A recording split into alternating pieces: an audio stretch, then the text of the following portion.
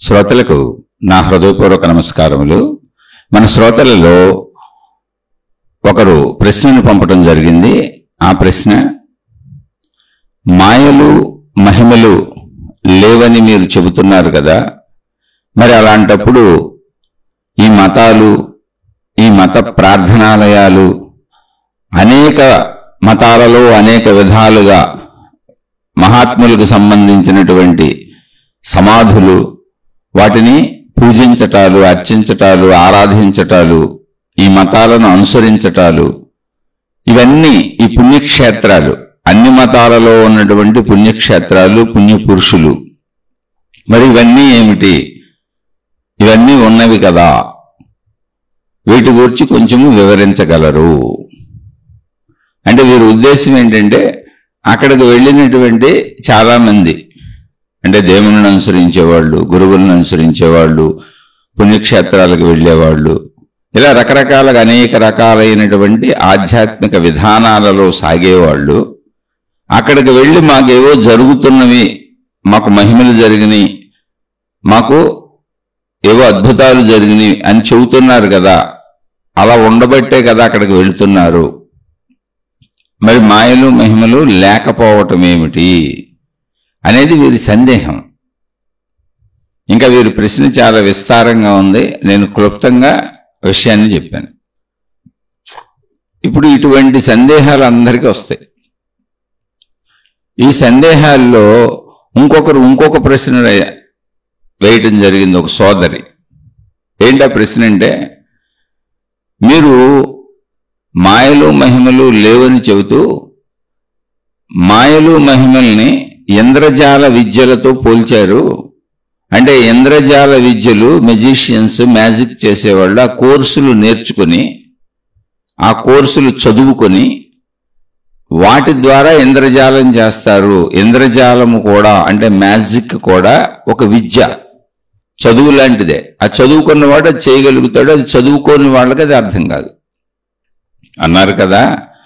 అలాగే ఈ నామజపాలు, మంత్రజపాలు, ఇవి కూడా ఏదైనా కోర్సుల్లాగా చదువుకొని తెలుసుకొని వాళ్ళు ఒకవేళ మాయలు మహిమలు చేస్తున్నారేమో, అలా అయ్యుండొచ్చు కదా అనేది వారి ప్రశ్న.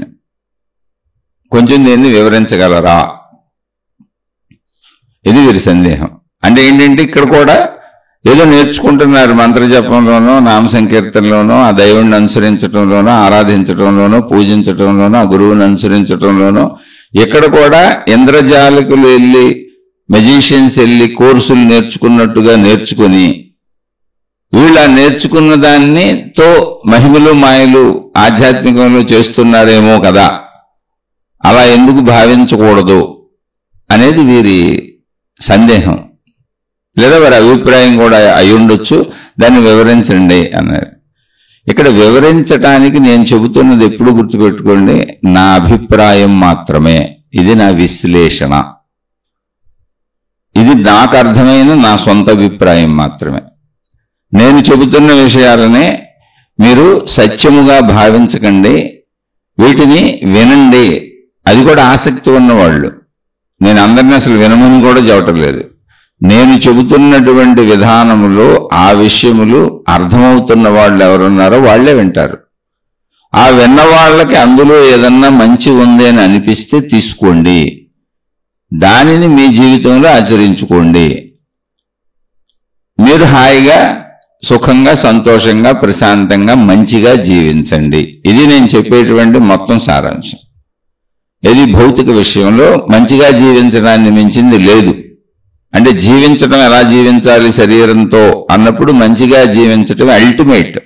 ఎన్ని మతాలు చెప్పినా, ఎంతమంది దేవుళ్ళు చెప్పినా, ఎంతమంది గురువులు ఎన్ని ప్రబోధాలు చేసినా, లక్షల కోట్ల జ్ఞాన గ్రంథాలు ఎన్ని బోధలు చేసినా, అల్టిమేట్ గా ఆఖరి సత్యం ఏంటి అంటే, మనిషి బ్రతికి ఉన్నంత కాలం, అంటే జీవిత కాలం ఏదుందో ఆ కాలం అంతా నువ్వు మంచిగా మాత్రమే జీవించాలి. అలా మంచిగా జీవించేలా నీ మనసు తయారవ్వాలి. అది చెడువైపు ఆకర్షింపబడకూడదు. ఇది శరీరపరమైనటువంటి, మనోపరమైనటువంటి ఆయు ప్రమాణం ఉన్నంత కాలం జీవించేటువంటి జీవిత కాలానికి ఆధ్యాత్మికత చేస్తున్న బోధ. దీని తర్వాత ఏంటి, రెండవది అంటే ఇలా నువ్వు మంచిగా జీవించటం అనేది నీకు సహజ అలవాటు అయిపోతే, చెడు వైపు వెళ్లకుండా ఉండటం అనేది నీకు సహజ అలవాటు అయిపోతే, చెడు వైపు అనేది నీ ఆసక్తి తగ్గిపోయి నేను మంచిలో మాత్రమే ఉండాలి అనేటువంటి ఒక దృఢ నిశ్చయము, ఒక దృఢ ఆసక్తి మంచి పట్ల నీకు కలిగి నువ్వు అలాగే జీవిస్తూ ఉంటే, అప్పుడు అసలు నువ్వెవరో నిన్ను నువ్వు తెలుసుకో. అంటే నశించిపోయే శరీరం నేనా, అయితే నేను ఉండకుండా పోతాను. కాబట్టి ఈ శరీరాన్ని నడుపుతున్నటువంటి శక్తి ఏంటి? శరీరం ఉండగానే నాలో ఆలోచనలు కదులుతున్నాయి, భావాలు కదులుతున్నాయి, లోపల అంతరంగంలో దాన్నే మనసు అంటున్నాను. ఆ మనసు ఎలా ఉంది? అలా అసలు నువ్వెవరో తెలుసుకో. నీ ప్రాణశక్తి ఏంటో తెలుసుకో, నీ మనసు ఏంటో తెలుసుకో, నీ శరీరం ఏంటో తెలుసుకో. ఈ మూడింటి కలయికగా సాగుతున్న ఏక జీవితం అదేంటో తెలుసుకో. ఇందులో నశించేదేంటో నశించిందేంటో తెలుసుకో, నీ అసలు స్వరూపం తెలుసుకో. అదే ఆత్మజ్ఞానము. ఆధ్యాత్మిక చదువు, ఆత్మజ్ఞాన చదువు అంటే మొత్తంగా బ్రతికినంత కాలం మంచిగా బ్రతకటం. రెండవది నన్ను నేను సంపూర్ణంగా తెలుసుకోవటం. అలా నన్ను నేను సంపూర్ణంగా తెలుసుకోవటాన్నే మోక్షం అని, ఆత్మసాక్షాత్కారము అని, జ్ఞానోదయమని, నిర్వాణమని అనేక పేర్లు పెట్టారు. నేనెవరు అన్నది నాకు సంపూర్ణంగా తెలిసిందంతే. నేను ఈ శరీర పరిమితులను కాను అనే విషయం నాకు సంపూర్ణంగా అర్థమైంది. ఆ ప్రాసెస్లో మాత్రమే ఈ ఆధ్యాత్మిక ప్రచురణలు అనే శీర్షికలు చెప్పుకుంటూ వెళ్ళటం జరుగుతుంది. అది ఒక శీర్షికలో ఏదైనా ఒక విషయాన్ని ప్రస్తావించగలుగుతాను తప్ప మొత్తంగా అందరికీ అర్థమైపోయేలా, అన్నీ తెలిసిపోయేలా ఒక శీర్షికలో చెప్పటం కుదరదు. అసలు నాకే అన్నీ తెలియలేదు. సుమారుగా 35 ఏళ్ళు 40 ఏళ్ల ప్రయాణంలో నాకు తెలిసింది ఇంకా నేను చదువుకుంటూ ఉన్నాను. నాకు అనుభవం అవ్వలేదు. నేను ఒక విద్యార్థిని. నాకు సంపూర్ణంగా అసలు తెలియలేదు. ఏంటి 35-40 ఏళ్ల జీవిత ప్రయాణంలో నేను తెలుసుకున్నా, నేను నమ్మినా, నేను భావిస్తున్నా, నేను అనుకుంటున్న విషయాలను మీతో పంచుకుంటున్నాను. అలానే వీటిని నమ్మకండి అని నేనే చెబుతున్నాను. వినండి, జాగ్రత్తగా వినండి, వాటిని తరచి చూసుకోండి. అందులో మీకు పనికొచ్చేవింటి తీసుకోండి, లేదా చెడు ఉంటే వదిలేసేయండి. ఇది అసలు ఈ నేను చెబుతున్నటువంటి ఆధ్యాత్మిక ప్రచురణలు అనేటువంటి దాని ద్వారా చెబుతున్న ఈ శీర్షికల యొక్క లక్ష్యం ఒకటి, మంచి. అది ఏదైనా చెప్పనివ్వండి, కథల ఉదాహరణగా చెప్పనివ్వండి, మహాత్ముల ఉదాహరణగా చెప్పనివ్వండి, లేదా ఆత్మజ్ఞానం గురించి మాట్లాడినివ్వండి, ఎవరి ప్రశ్నలకైనా సందేహాలు చెప్పనివ్వండి. ఇక్కడ లక్ష్యం ఏంటి అంటే ఏమీ లేదు, మంచిగా ఉండటం. అలానే మంచిగా ఉండటం అనే లక్ష్యంలో మిమ్మల్ని అందరినీ ఎవరినో మంచిగా మార్చేద్దామని నేను అసలు అనుకోవట్లే. నేను మంచిగా ఉండటానికి పదే నాకు నేను చెప్పుకుంటున్నా, వాటినే మీతో పంచుకుంటున్నా. ఒక అవకాశం ఉందంతే, ఏమీ లేదు. కొంచెం రికార్డ్ చేసి తీసుకెళ్ళి యూట్యూబ్లో పెట్టచ్చు. ప్రపంచంలో అవకాశం వచ్చింది, అందుకని ఆ అవకాశాన్ని వినియోగిస్తున్నా. కానీ ఎవరికో చెబుతున్నాను, ఎవరినో ఉద్ధరిస్తున్నాను, ఎవరికో మంచి చెబుతున్నాను, ఎవరికో మంచి నేర్పుతున్నాను అనే ఉద్దేశం అసలు నాకు లేదు. మీతో ఎప్పుడు మాట్లాడినా ఒక శీర్షిక చెబుతున్నానంటే ఆ శీర్షిక నాకు నేను చెప్పుకున్నదే, నాకు నేను గుర్తు చేసుకుంటుందే, నాకు నేను మననం చేసుకుంటుందే, నేను మంచిలో ఉండాలని నాతో నేను అనుకుంటున్నదే, నాలో నేను అనుకుంటున్నదే. అది నాకు మనన ప్రక్రియ. ఇది నాకు ఒక సజ్జన సాంగత్యం. అలా నేను దీన్ని మీతో షేర్ చేసుకుంటూ నేనే లాభ పొందటానికి సాధన చేసుకుంటున్నా, మంచిగా ఉండటానికి. అక్కడి నుంచి నన్ను నేను తెలుసుకోవటానికి చేసుకుంటున్న సాధనా విషయాలను మీతో పంచుకుంటున్నా, అవి కూడా మననం చేసుకుంటున్నా. ఇదంతా నాకు మనన ప్రక్రియ, ఇదంతా నాకు పఠన ప్రక్రియ.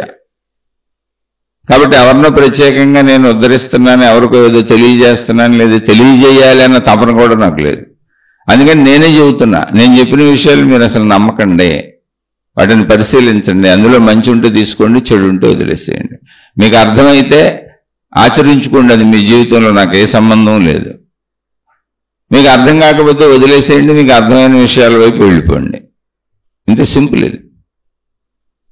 అయితే ఇక్కడ విషయం అడిగారు కాబట్టి చెబుతున్న, మహిమలు మాయలు ఎందుకు ఉండవు, ఎందుకు లేవు అంటే, ఇంద్రజాల ప్రదర్శన కూడా ఎవరికి ఇంద్రజాల ప్రదర్శన, మ్యాజిక్ ఎవరికది? మెజీషియన్కి అది సహజమైన విషయం. ఎందుకని ఆ చదువు నేర్చుకున్నాడు, ఆ కోర్సు నేర్చుకున్నాడు. మనకి ఇంద్రజాల ప్రదర్శనలా కనపడుతుంది అది. ఎందుకని మనం ఆ చదువు నేర్చుకోలేదు, ఆ కోర్సు నేర్చుకోలేదు. ఇప్పుడు డాక్టర్ గారని ఎవరినో పిలుస్తాం, ఎందుకని ఆయన డాక్టర్ చదువుకున్నాడు. ఇప్పుడు మనకు జబ్బు వచ్చినా వైద్యానికి ఆయన దగ్గరికి వెళ్తాం. ఆయనకి జబ్బులు నయం చేయటం, ఆపరేషన్లు చేయటం అనేది ఆయనకి సహజ విషయం. అందులో అద్భుతం ఏం లేదు, మాయ లేదు, మహిమ లేదు ఆయనకి. ఎందుకని చదువుకున్నాడు కనుక. జాగ్రత్తగా అర్థం చేసుకోండి. ఎక్కడ చదువు లేదో అంటే విజ్ఞానం లేదో అక్కడ అజ్ఞానం ఉంది. అజ్ఞానం ఉంది కనుక మన జబ్బుకి మనం మందేసుకోవటం రాదు. మనకి జబ్బు మందే, మన శరీరంలోదే. జబ్బు మందే, మన మనస్సులోదే. కానీ మందేసుకోవటం రాదు మనకి. ఎందుకని మనం చదువుకోలేదు. వ్యాధిని కూర్చింది మనం చదువుకోలేదు. మన శరీరం మందే, వ్యాధి మందే. వ్యాధి తెచ్చుకుంది మనమే, వ్యాధిని అనుభవిస్తుంది మనమే. కానీ వ్యాధిని నయం చేసుకునే శక్తి మనకు లేదు. ఎందుకు లేదంటే కేవలము దాని గురించి తెలుసుకోకపోవటం వలన. దాన్ని చదువు అన్నారు. చదువు అంటే తెలుసుకోవటం. దాని గురించి తెలుసుకోలేదు మనం. తెలుసుకున్న వాళ్ళకే అది సహజ విషయం, తెలుసుకోని వాళ్ళకే అదే అద్భుతం. అయితే అద్భుతం ఎక్కడ? డాక్టర్లు, భౌతిక విషయాల్లో అద్భుతం కాదు. డాక్టర్లు ఉంటారు, డ్రైవర్లు ఉంటారు, ఇంజనీర్లు ఉంటారు, పైలట్లు ఉంటారు, అనేక రంగాలలో అనేక మంది ఉంటారు. వాళ్ళు అందులో చదువుకొచ్చారు అని మనకు సహజంగా తెలుసు. సహజంగా అంటే ఏంటి? స్కూల్స్ ఉన్నాయి కాబట్టి, విద్యలు చదువుకుంటున్నారు కాబట్టి, ఎవరికి నచ్చింది వాళ్ళు చదువుకుంటున్నారు కాబట్టి, చదువుకొని వచ్చి వాళ్ళు ఉద్యోగాలు చేస్తున్నారు కాబట్టి, వృత్తి వ్యాపార ఉద్యోగ నిర్వహణలు ఎలాగే జరుగుతున్నాయి కాబట్టి ఇదంతా సహజమని తెలుసు. అందుకని దాన్ని మహిమగా తీసుకోకుండా వ్యాధి రంగానే డాక్టర్ గారి దగ్గరికి వెళ్ళిపోయి చూపించుకొని మందులు తెచ్చుకొని వాడేసుకుంటున్నాం.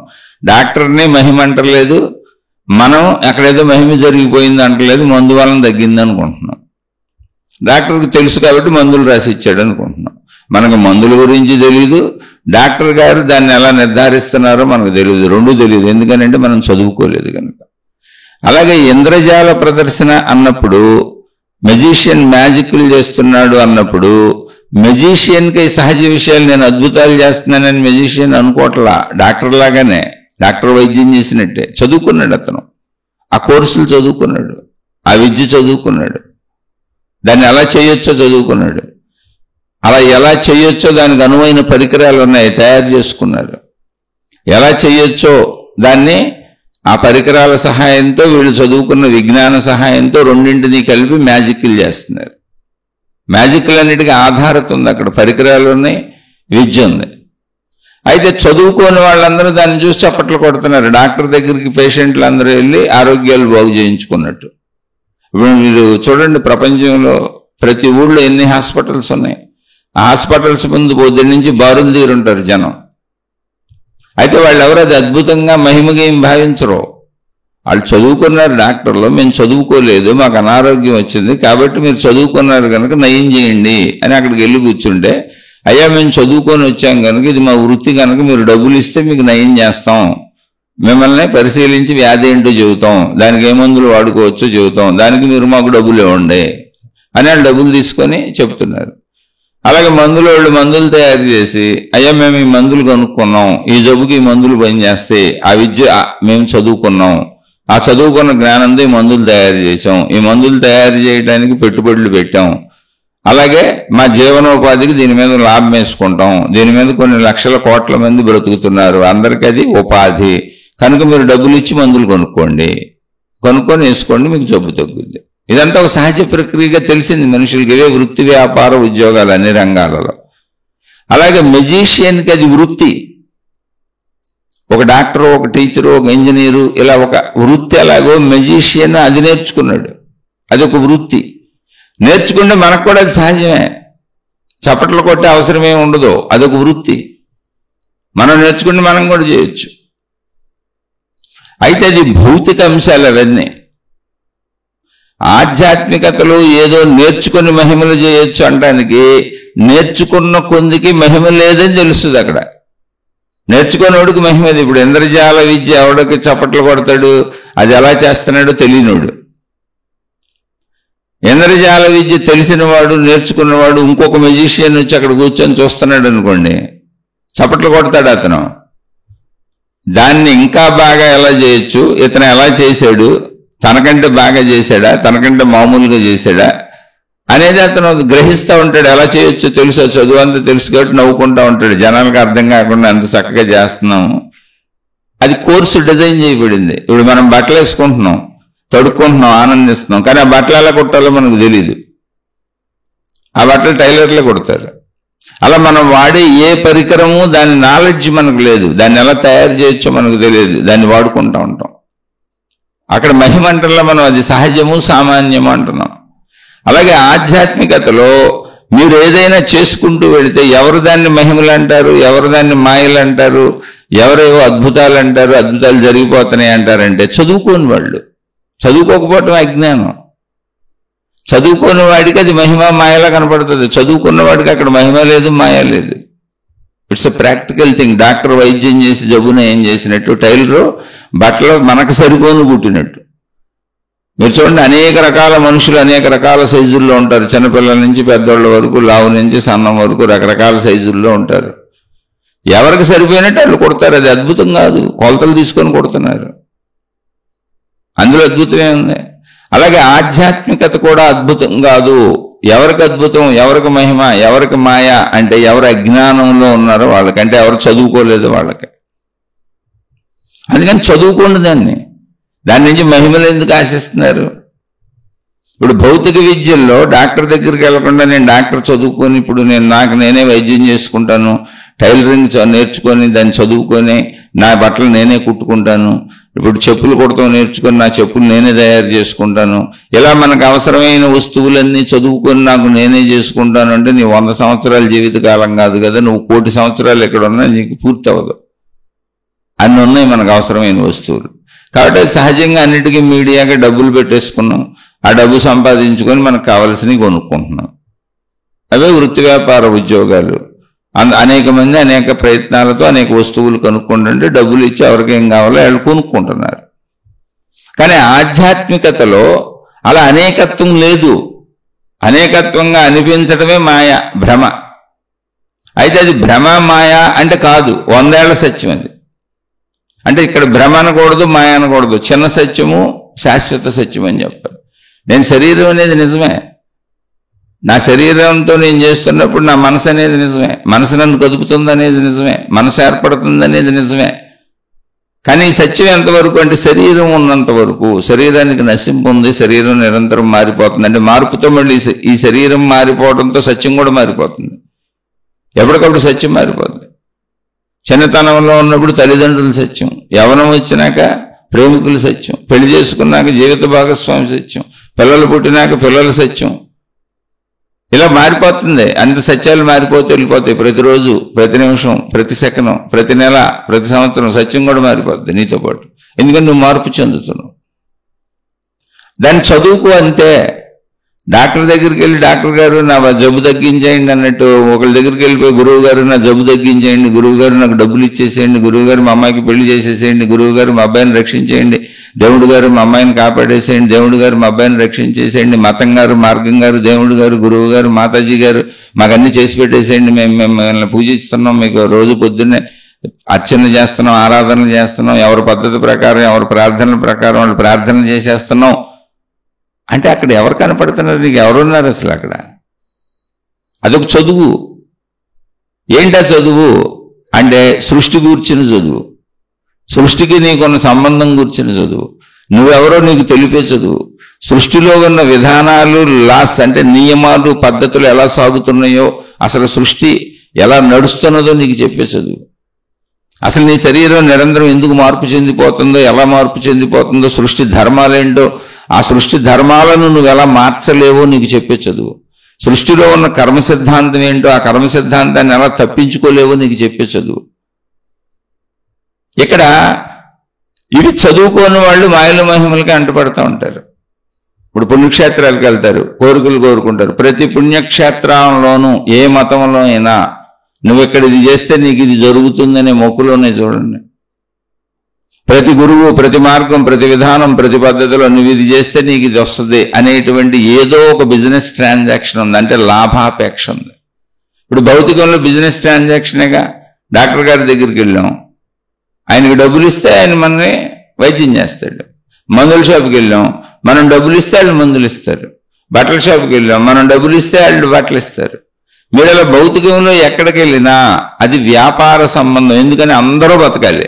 వృత్తి వ్యాపార ఉద్యోగాలు ఎందుకు? బతకడానికి. అందరూ బతకాలి కనుక నువ్వు కావాల్సింది నువ్వు తీసుకొని వాళ్ళకి కావాల్సింది వాళ్ళకి ఇస్తున్నావు. డబ్బుని అలా మీడియంగా పెట్టుకున్నావు అన్నిటినీ పొందటానికి.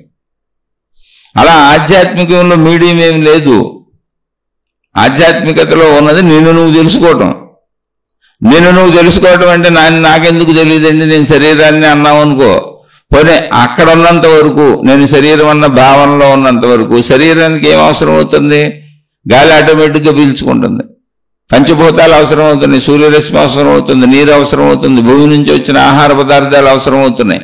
కాసేపు డబ్బును తీసి పక్కన పెట్టి, అంటే మొత్తంగా నేను శరీరం అన్న భావనలో విడిగా భావించుకుంటున్నాను కానీ నిరంతరం పంచభూతాల కలయికతో సృష్టితో కలిసే ఉన్నాను నేను. ఆ సృష్టిని నాలో కలుపుకోపోతే నేను బతకడం కుదరదు. ఆహారం తినపోతే కుదరదు, గాలి పీల్చకపోతే కుదరదు, నీరు తాగపోతే కుదరదు, సూర్యరశ్మి లేకపోతే కుదరదు, ఇక్కడ ఆకాశం అనే శూన్యము లేకపోతే నేను ఉండటమే కుదరదు. ఆ ప్లేస్ లేకపోతే నేను ఉండటమే కుదరదు. ఆ స్పేస్ లేకపోతే నేను కదలటమే కుదరదు. ఏది కదలటం కుదరదు. అంటే ఏంటి? నేను సృష్టిలో కలిసిపోయి ఉన్నటువంటి సృష్టిని, కానీ నేను మనిషిని అనుకుంటున్నా, నేను సపరేట్ అనుకుంటున్నా, నేను వేరు అనుకుంటున్నా, నా ఇష్ట ప్రకారం చేసుకోవచ్చు అనుకుంటున్నా, నేను కోరుకున్నవన్నీ పొందొచ్చు అనుకుంటున్నా. నాలో ఒక ప్రయత్న శక్తి ఉంది కనుక ఎలా అయినా వాటిని పొందుదామని ప్రయత్నిస్తున్నా.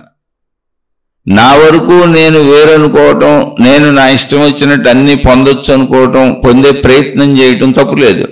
కానీ నువ్వు అనుకున్నవన్నీ జరుగుతాయా జరగవా, పొందుతావా పొందవా, నువ్వు అసలు ఎలా ప్రయత్నిస్తున్నావు, ఎలా ప్రయత్నించాలి, ఎలా ప్రయత్నించకూడదు, సృష్టికి నీకు ఉన్న సంబంధ బాంధవ్యం ఏంటి, నువ్వు సృష్టికి భిన్నంగా లేవు అని చెప్పేది ఆధ్యాత్మిక చదువు. అయితే నేను భిన్నంగా ఉన్నాను, నేను సపరేటు, నేను ఒక మనిషిని, నేను సపరేటు, నేను నా భార్య నా పిల్లలు, లేదా నేను నా భర్త పిల్లలు నా కుటుంబం మేము సపరేటు, మా వరకే అని ఆలోచించినప్పుడు నువ్వు పీలుస్తున్న గాలి గురించి ఆలోచించవు, తాగుతున్న నీరు గురించి ఆలోచించవు, తింటున్న ఆహార పదార్థాల గురించి ఆలోచించవు, వీటన్నింటికి డబ్బు మీడియా పెట్టుకున్నావు కాబట్టి డబ్బు గురించి ఆలోచిస్తావు. అందుకని డబ్బును పోగేసుకోవడానికి పరుగులెడుతున్నారు జనం. తప్పులేదు, డబ్బు లేకుండా ఇక్కడ బతకడం కుదరదు.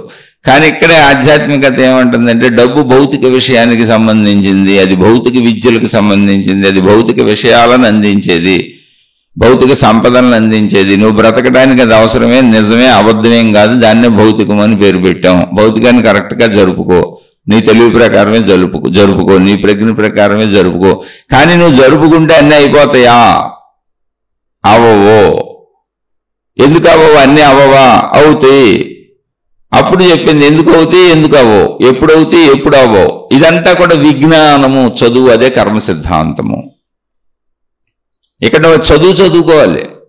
ప్రాబ్లం అది. నువ్వు చదువుకోకపోతే అయినవన్నీ మహిమలు అంటావు, అవనివన్నీ నా ప్రారంభం, అది కూడా మహిమే తీసుకుంటావు. ఏదో చెడు కర్మ, ఏదో చెడు నాకు జరిగిపోతుంది, నన్ను ఎవరో ఆపుతున్నారంటావు, దయ్యాలు భూతాలు చెడులోకి వచ్చేస్తావు, నా కర్మ అంటావు. లేదా జరుగుతుంది అనుకో, మహిమలు మాయలు గురువులు దేవుళ్ళు జరిపేశారంటావు, నా అదృష్టం అంటావు. దృష్టము అంటే కనబడేది, అదృష్టము అంటే కనపడంది, దృశ్యము అంటే కనపడేది, అదృశ్యము అంటే కనపడంది. అంతే. లేనిదని కాదు, మహిమని కాదు, నీకు కనపడతలేదు, నీకు వినపడతలేదు, నీకు తెలియట్లేదు, నీకు అర్థం కావట్లేదు. ఒక డాక్టర్ స్టెథోస్కోప్ పెట్టి నీ గుండె మీద, నీ చెస్ట్ మీద పెట్టి ఊపిరి పీల్చి అంటున్నాడు. నీకేం అర్థమైంది వచ్చింది? ఎందుకు అర్థం అవ్వలేదు? ఇంతకీ శరీరం నీదే, చెస్ట్ నీదే, ఊపిరి పీల్చేది నువ్వే. ఆయన డాక్టర్ మేడలో ఉన్న స్టెథోస్కోప్ పెట్టింది నీ చెస్ట్ మీదే, చెస్ట్ మీద వీపు మీద పెట్టి ఊపిరి పీల్చమంటాడు. కానీ నాకేం తెలీదు. నాడి మీద పెట్టి నాడి ఎలా కొట్టుకుంటుందో చూస్తాడు, కానీ నాకేం తెలీదు. అది డాక్టర్కి తెలుస్తుంది. శరీరం నాది, నాడి నాది, చెస్ట్ నాది, వీపు నాది, ఊపిరి పీల్చేది నేను, వదిలేది నేను, కానీ నాకు తెలీదు. డాక్టర్కి తెలుసు, ఎందుకని నేను చదువుకోలేదు.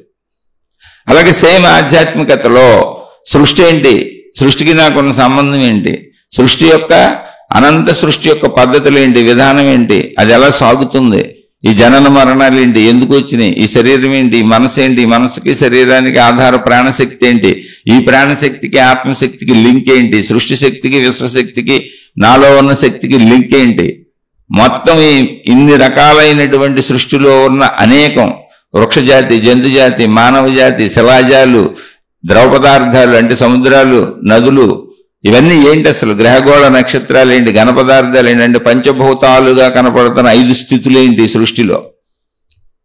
దీని గురించిన చదువు ఆధ్యాత్మిక చదువు, ఆత్మజ్ఞానం చదువు. అది చదువుకోనంతసేపు అది నీకు మహిమ అంటావు. ఇక్కడ మహిమ అంటే అర్థం ఏంటంటే నాకు అర్థం కావట్లేదు అని. మాయలు, మహిమలు, అద్భుతాలు అంటే ఏంటంటే నాకు అర్థం కావట్లేదు, ఏదో జరిగిపోతుంది కనుక ఏదో చేసేమని నన్ను అడుగుతున్నాను. నేను వెళ్ళి జరుగుతాయని వాళ్ళు కూడా చెబుతున్నారు. మత ప్రచారాలన్నీ వేదికలు పెట్టి చెప్పి మతాలు ఏం చెబుతాయి? మహిమలే చెబుతాయి. మా మతాల్లోకి వచ్చామంటే మా దేవుడు శక్తివంతుడంటే. ఇప్పుడు గురువులు, మాతాజీలు ఏ మతం తరపునో ఏ దేవుడు తరపునో వీళ్ళు మళ్ళీ విధానాలు అంటే ప్రస్తుతం ఉన్నోళ్ళు ఎవరు పెట్టుకున్నోళ్ళు వీళ్ళు ఏం చెబుతారు? మళ్ళీ ఆ దేవుడు గొప్పతనం, ఆ మతం గొప్పతనం, ఆ దేవుడు నిన్ను ఎలా రక్షిస్తాడు, ఎలా కాపాడుతాడు. కాబట్టి నువ్వు మా దాంట్లోకి వచ్చాయి. మా గురువు గారు రక్షిస్తారు, మా మాతాజీ రక్షిస్తుంది. నువ్వు గమనించి చూడండి, ప్రచారము అన్న చోట ప్రతి చోట ఉన్నది ఏంటి? నిన్ను అట్రాక్ట్ చేసుకునే ఒక ప్రక్రియ. అదే మతమైనా కానివ్వండి, ఏ దేవుడైనా కానివ్వండి. అక్కడ విద్య లేదు, చదువు లేదు, నీకు అర్థం కాని దాని గురించి అవట్లేదు, సృష్టికి నీకున్న సంబంధం చెప్పబడట్లేదు. ఇక్కడ మాకు దేవుడు ఉన్నాడు. ఆ దేవుడు ఎవరు, ఎందుకు ఉన్నాడు, ఏంటి అనవసరం. ఆ దేవుడు ఉన్నాడు, ఆ దేవుడే సృష్టి అంతా చేసేసాడు. ఈ సృష్టి అంతా కూడా దేవుడు తన అద్భుతంతో తన మహిమతో చేసేసాడు. ఆ దేవుడే ఈ సృష్టిని పరిపాలిస్తున్నాడు. పంచభూతాలు ఆగిపోమంటే ఆగిపోతాయి, గాలి ఆగిపో అంటే ఆగిపోద్ది, వర్షం ఆగిపో అంటే ఆగిపోద్ది, పిడుగులు ఆగిపో అంటే ఆగిపోతాయి. మా దేవుడు అంత శక్తివంతుడు. సముద్రాలను పెకలించేయగలడు, ఏదైనా చేసేయగలడు, పంచభూతాలను శాసించేయగలడు. అగ్నిని మండమంటే మండిపోద్ది, ఆగిపోండి ఆగిపోద్ది. ఇలాంటివన్నీ చెబుతున్నారు. అవి మనం చేయలేం. మనం ఆగమంటే వర్షం ఆగదు, గొడుగేసుకోవాలి. మనం ఆగమంటే తుఫాన్లు ఆగవు, కొట్టుకుపోతాం, లేదా సేఫ్ ప్లేస్కి వెళ్ళాలి.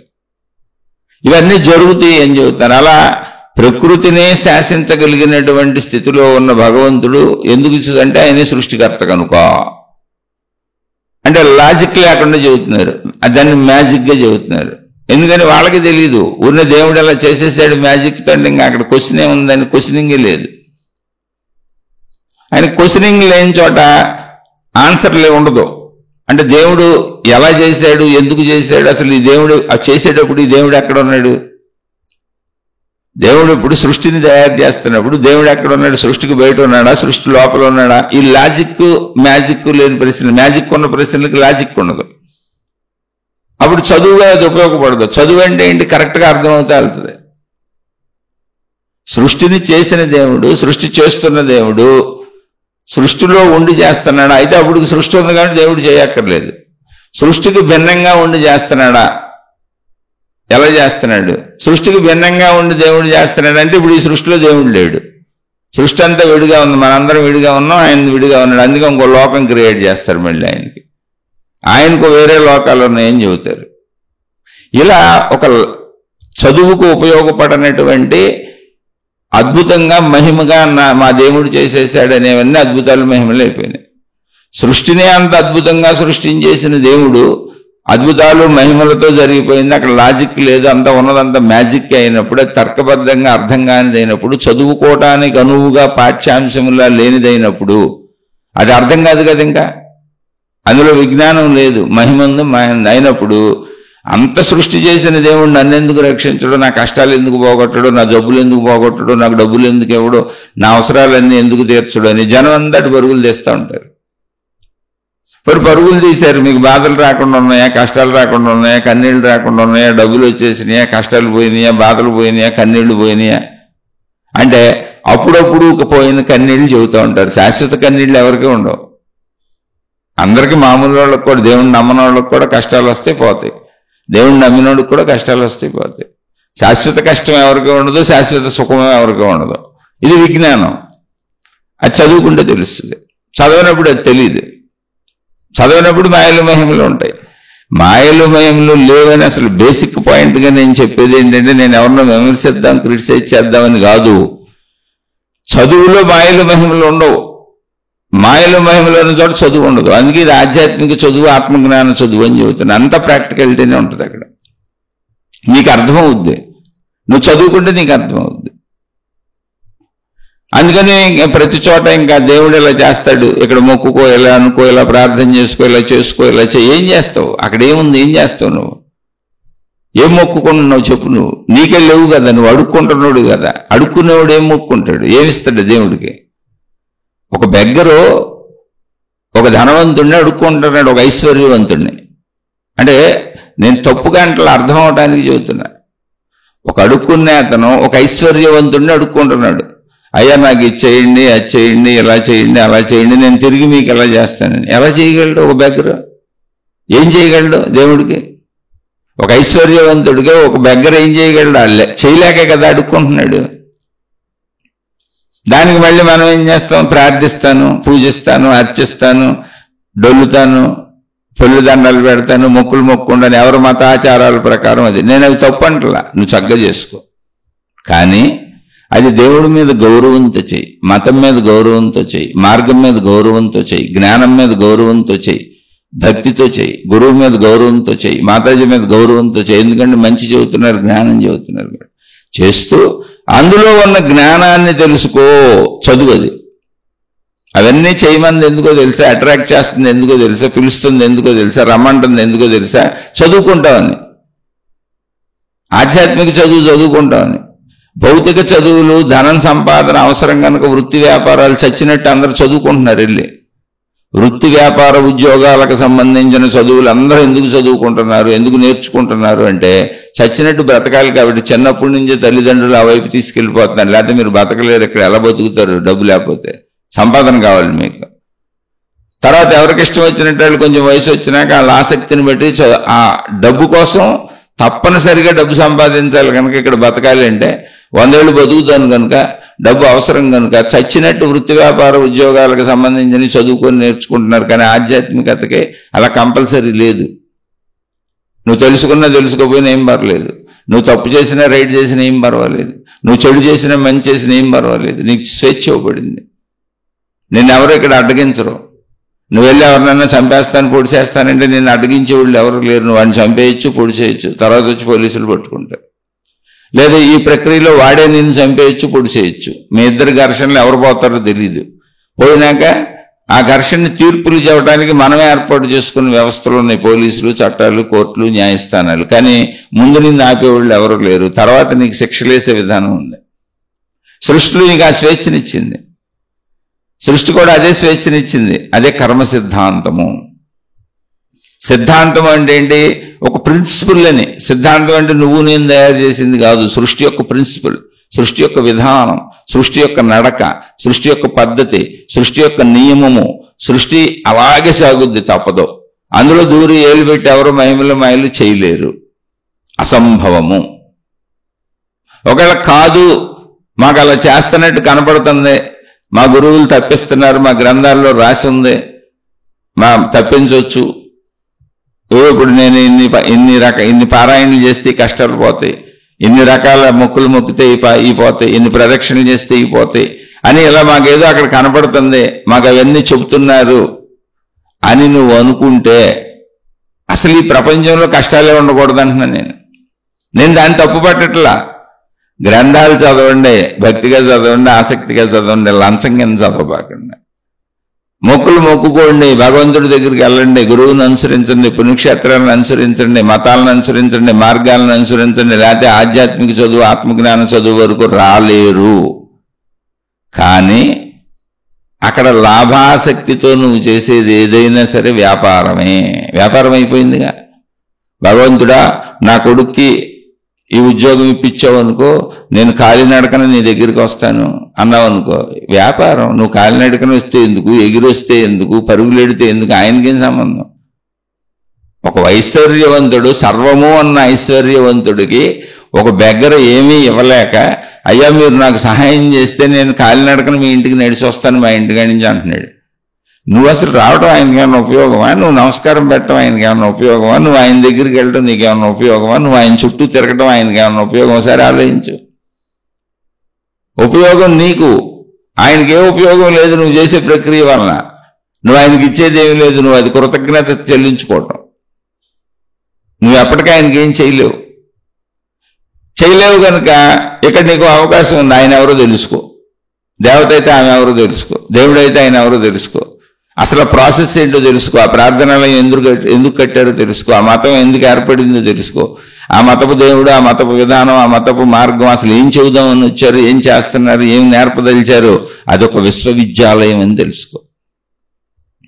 మతాలన్నీ విశ్వవిద్యాలయాలు, యూనివర్సిటీలు, ప్రార్థనాలయాలన్నీ స్కూల్స్. అందులో గురువులు, మాస్టర్లు, మత పెద్దలు వీళ్ళందరూ కూడా టీచర్స్, మాస్టర్లు, మాతాజీలు, గురువులు అందరూ కూడా టీచర్స్. వాళ్ళు చెప్పే జ్ఞానం అంతా ఆధ్యాత్మిక చదువు. నువ్వు అది కరెక్ట్గా తెలుసుకుంటే అక్కడ మహిమలు ఎందుకు ఉంటాయి, మాయలు ఎందుకు ఉంటాయి? ఒకవేళ నువ్వు దేవుడు అన్నది కరెక్టే అయితే, అంటే ప్రత్యేకంగా ఈ మహిమ ఆ మహిమ అని అడగకుండా నా జీవితంలోనే నేను బోల్డ్ చూశాను, ఎన్ని చూసి ఉండకపోతే ఇక్కడ దాకా వచ్చి మీకు చెబుతాను. నాకు జరిగిన మహిమలు బోళ్ళు ఉన్నాయి, నాకు జరిగిన మాయలు బోళ్ళు ఉన్నాయి, నాకు బోళ్ళు మంది దేవతలు దేవుళ్ళ దర్శనాలు అయినాయి. ఆ పాత్రలో ఆ మార్గంలో వస్తున్నప్పుడు అవన్నీ జరుగుతాయి. నా కళ్ళ ముందు ప్రత్యక్షంగా ఎన్నో మహిమలు చేసిన గురువులను చూశాను, ఎన్నో చూశాను. విభూతులు సృష్టించారు, గొలుసులు తీశారు, లింగాలు తీశారు, బోళ్ళు చూశాను, బోళ్ళు మందిని చూశాను. అయినా ఎందుకు చెబుతున్నానంటే ఇదంతా కూడా చదువులో భాగంగా జరిగిందే తప్ప మహిమ మాయ అస్సలు కాదు, అసలు కానే కాదు. అది చదువు. ఇక్కడ మహిమల మాయలు ఎవరు చూస్తారో వాళ్ళు చదువుకోవటం లేదు, అది ప్రాబ్లం. మహిమల మాయలకు వచ్చే వాళ్ళందరూ బిజినెస్ డీల్. నువ్వు నాకు ఇచ్చేస్తే నేను నీకు ఇచ్చేస్తాను. నువ్వు ఎలా చేయగలవు? ఒక అడుక్కునేవాడు, ఒక బెగ్గరు, ఒక ఐశ్వర్యవంతుడికి ఏం చేయగలడో? ఏం లేదండి, ధనవంతుడు గారు, ఐశ్వర్యవంతుడు గారు మీ ఇంటి చుట్టూ ప్రదక్షిణలు చేస్తానంటే దానికన్నా అర్థం ఉందా? ఏమండి మీరు నాకు ఈ లాభం చేసినందుకు, మీరు ప్రాక్టికల్గా ఆలోచించండి. మీరు మా అబ్బాయిని రక్షించినందుకు, మా అమ్మాయిని రక్షించినందుకు, మంచి అల్లుడిని ఇచ్చినందుకు, మంచి కోడల్ని ఇచ్చినందుకు, నా ఆరోగ్యం కాపాడినందుకు, మాకు డబ్బులు ఇచ్చినందుకు, ఏదో ఒక రకం నా బాధ తీర్చినందుకు నేను మీ ఇంటి చుట్టూ ప్రదక్షిణలు చేస్తాను, పొర్లు దండాలు పెడతాను, లేదా ఒంటికాళ్ళ మీద నడుస్తాను, ఏదో ఒకటి అన్నారు మీరు. ఏంటి ఐశ్వర్యవంతుడికి ఏం లాభం, ఏంటి ఉపయోగం? ఒకవేళ అలా నువ్వు పొర్లు దండాలు పెడుతుంటే, నువ్వు ప్రదక్షిణలు చేస్తుంటే, నువ్వు రకరకాలుగా నిన్ను బాధ పెట్టుకొని కష్టపెట్టుకొని ఆయన చుట్టూ తిరుగుతుంటే, లేదా నువ్వు నడిచి వందల వేల కిలోమీటర్లు ఆయన దగ్గరికి వెళ్తుంటే, అవన్నీ చూసి ఆనందించేవాడు శాడిస్ట్ అవుతాడా, నిజమైన దేవుడు అవుతాడా? నీకు మేలు చేయగలిగిన ఐశ్వర్యవంతుడు నువ్వు నా ఇంటి చుట్టూ పొర్లి దండాలు పెడితే, నా ఇంటి చుట్టూ తిరిగితే, నువ్వు ఒంటిగాలి మీద నడిస్తే, ఒంటిగాలి మీద తపస్సు చేస్తే, నువ్వు రకరకాల చర్యలతో నన్ను మెప్పిస్తే అన్నాడు అనుకోండి, ఆ ధనవంతుడు అతను శాడిస్ట్ అవుతాడా, మంచోడు అవుతాడా? మామూలుగా ఒక మనిషిని తీసుకోండి, ధనవంతుడిని. నీకు నేను ఈ సాయం చేయాలంటే, నీకు నేను ఈ అప్పు ఇవ్వాలంటే, నేను నీకు ఈ డబ్బులు సాయం చేయాలంటే, నేను నీకు ఈ కష్టం తీర్చాలంటే, లేదా నా పవర్ ఉపయోగించి నీకు ఈ మేలు చేయాలంటే, నువ్వు నా ఇంటి చుట్టూ తిరగాలి, పొరుల దండాలు పెట్టాలి, మీ ఊరి నుంచి నా ఇక్కడికి నడిచి రావాలి, నా ముందు నువ్వు డ్యాన్సులు వేయాలి, గంతులు వేయాలి, నువ్వు ఒంటిపూట ఆహారమే తినాలి, నాకు సంబంధించిన చరిత్ర నువ్వు వందల వేల సార్లు చదువుకోవాలని ఆ ఐశ్వర్యవంతుడు చెబుతున్నాడు అనుకోండి. అప్పుడు ఐశ్వర్యవంతుడు శాడిజం ఉన్న మనిషి అవుతాడా, నిజంగా సహాయకారి అవుతాడా, నిజంగా మేలు చేస్తున్నాడు అవుతాడా? అలా నువ్వు వ్యాపార సంబంధం పెట్టినప్పుడు దేవుడు శాడిస్ట్ అవుతాడు. నువ్వు దేవుడిని శాడిజంగా తయారు చేస్తున్నావా?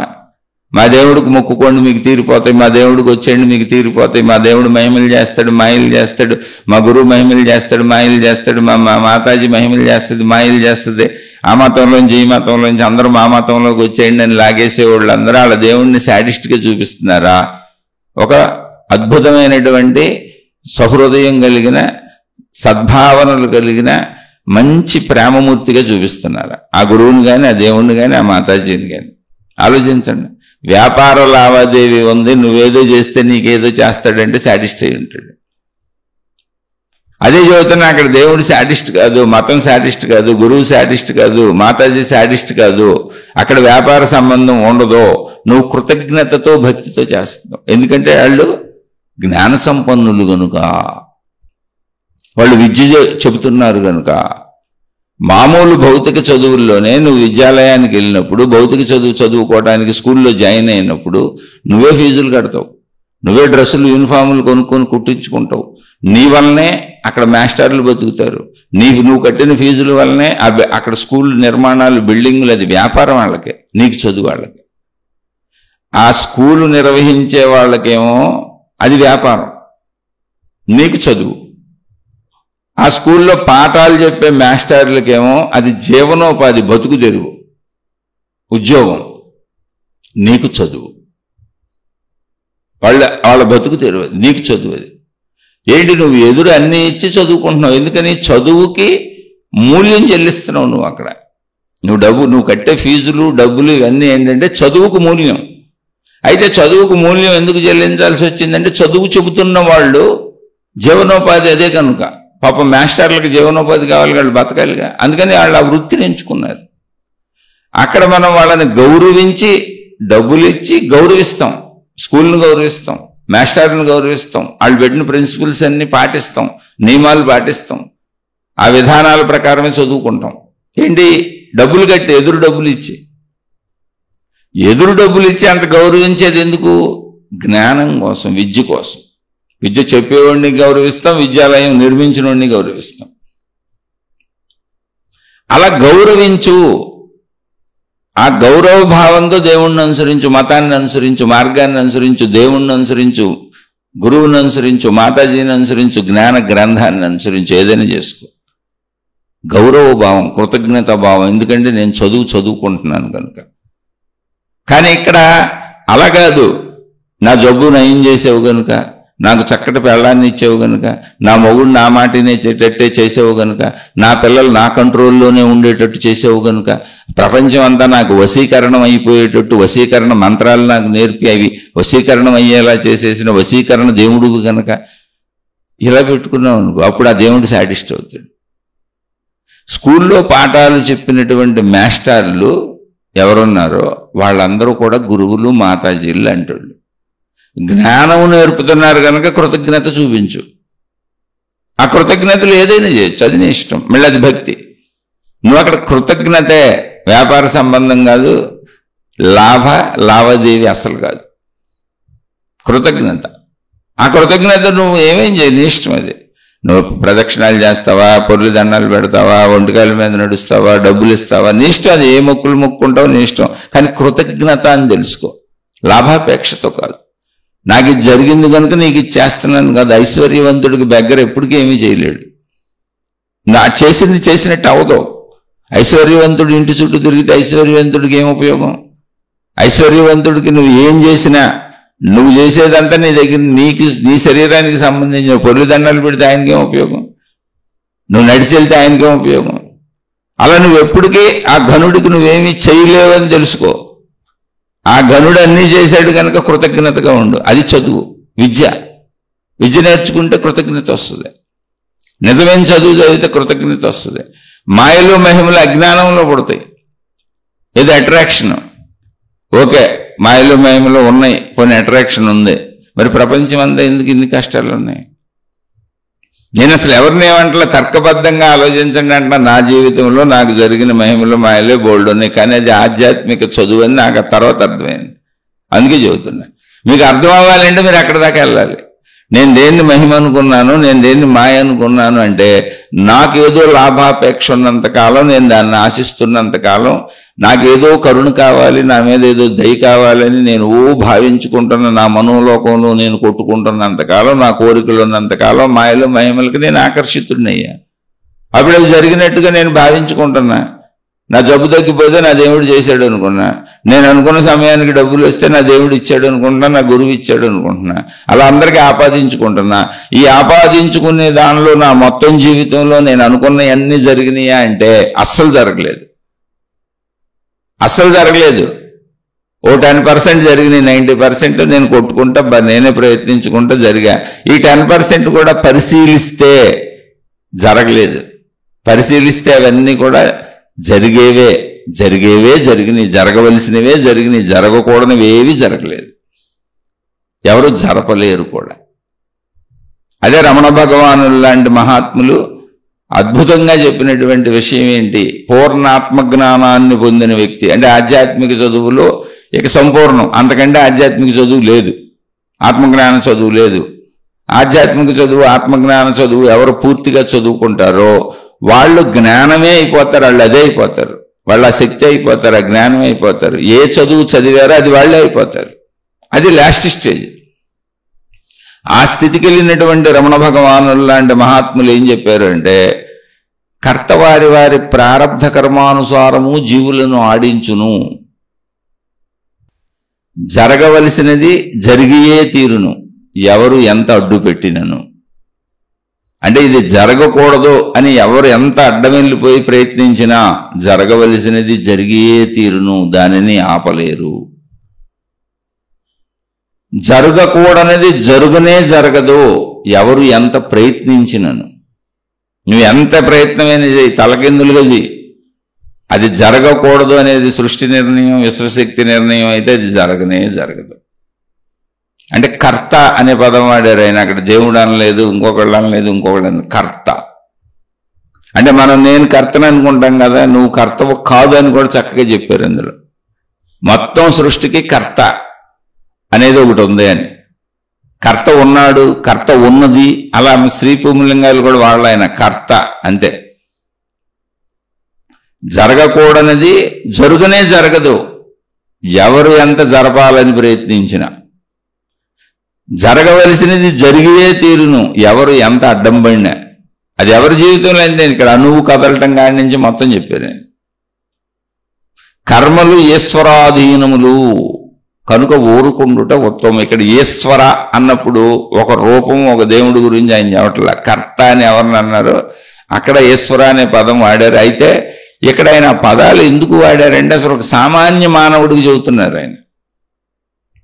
ఈ పదాలు చెబుతుంది ఎవరికి ఆయన అంటే ఒక సామాన్య మానవుడికి. అసలు ఏ జ్ఞానం, ఆధ్యాత్మిక చదువుకు సంబంధించిన ఏ జ్ఞానము లేనటువంటి ఈ శరీరము నేను అనుకుంటూ, వీళ్ళంతా మనుషులు అనుకుంటూ, అసలు మినిమం నాలెడ్జ్ కూడా లేకుండా మామూలుగా బ్రతికేటువంటి ఒక సామాన్య మానవుడికి చెప్పిన మాటలు.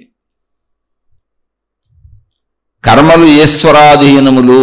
కర్మలు అంటే ఏంటి? మొత్తం సృష్టి అంతా జరుగుతున్న కర్మలు, నీ ఒక్కటిది నా ఒక్కటిది కాదు, కనుక ఊరకుండుట ఉత్తమము అన్నారు. ఏంటిది? ఆఖరి స్టేజ్, ఫైనల్ స్టేజ్. ఎవరు ఊరుకోవాలండి? నువ్వు నేను ఊరుకుండటం కాదు. ఆధ్యాత్మిక చదువు, ఆత్మజ్ఞాన చదువు మొత్తంగా చదివేస్తే ఏమవుతుంది అంటే తాను అదే అయిపోతారు.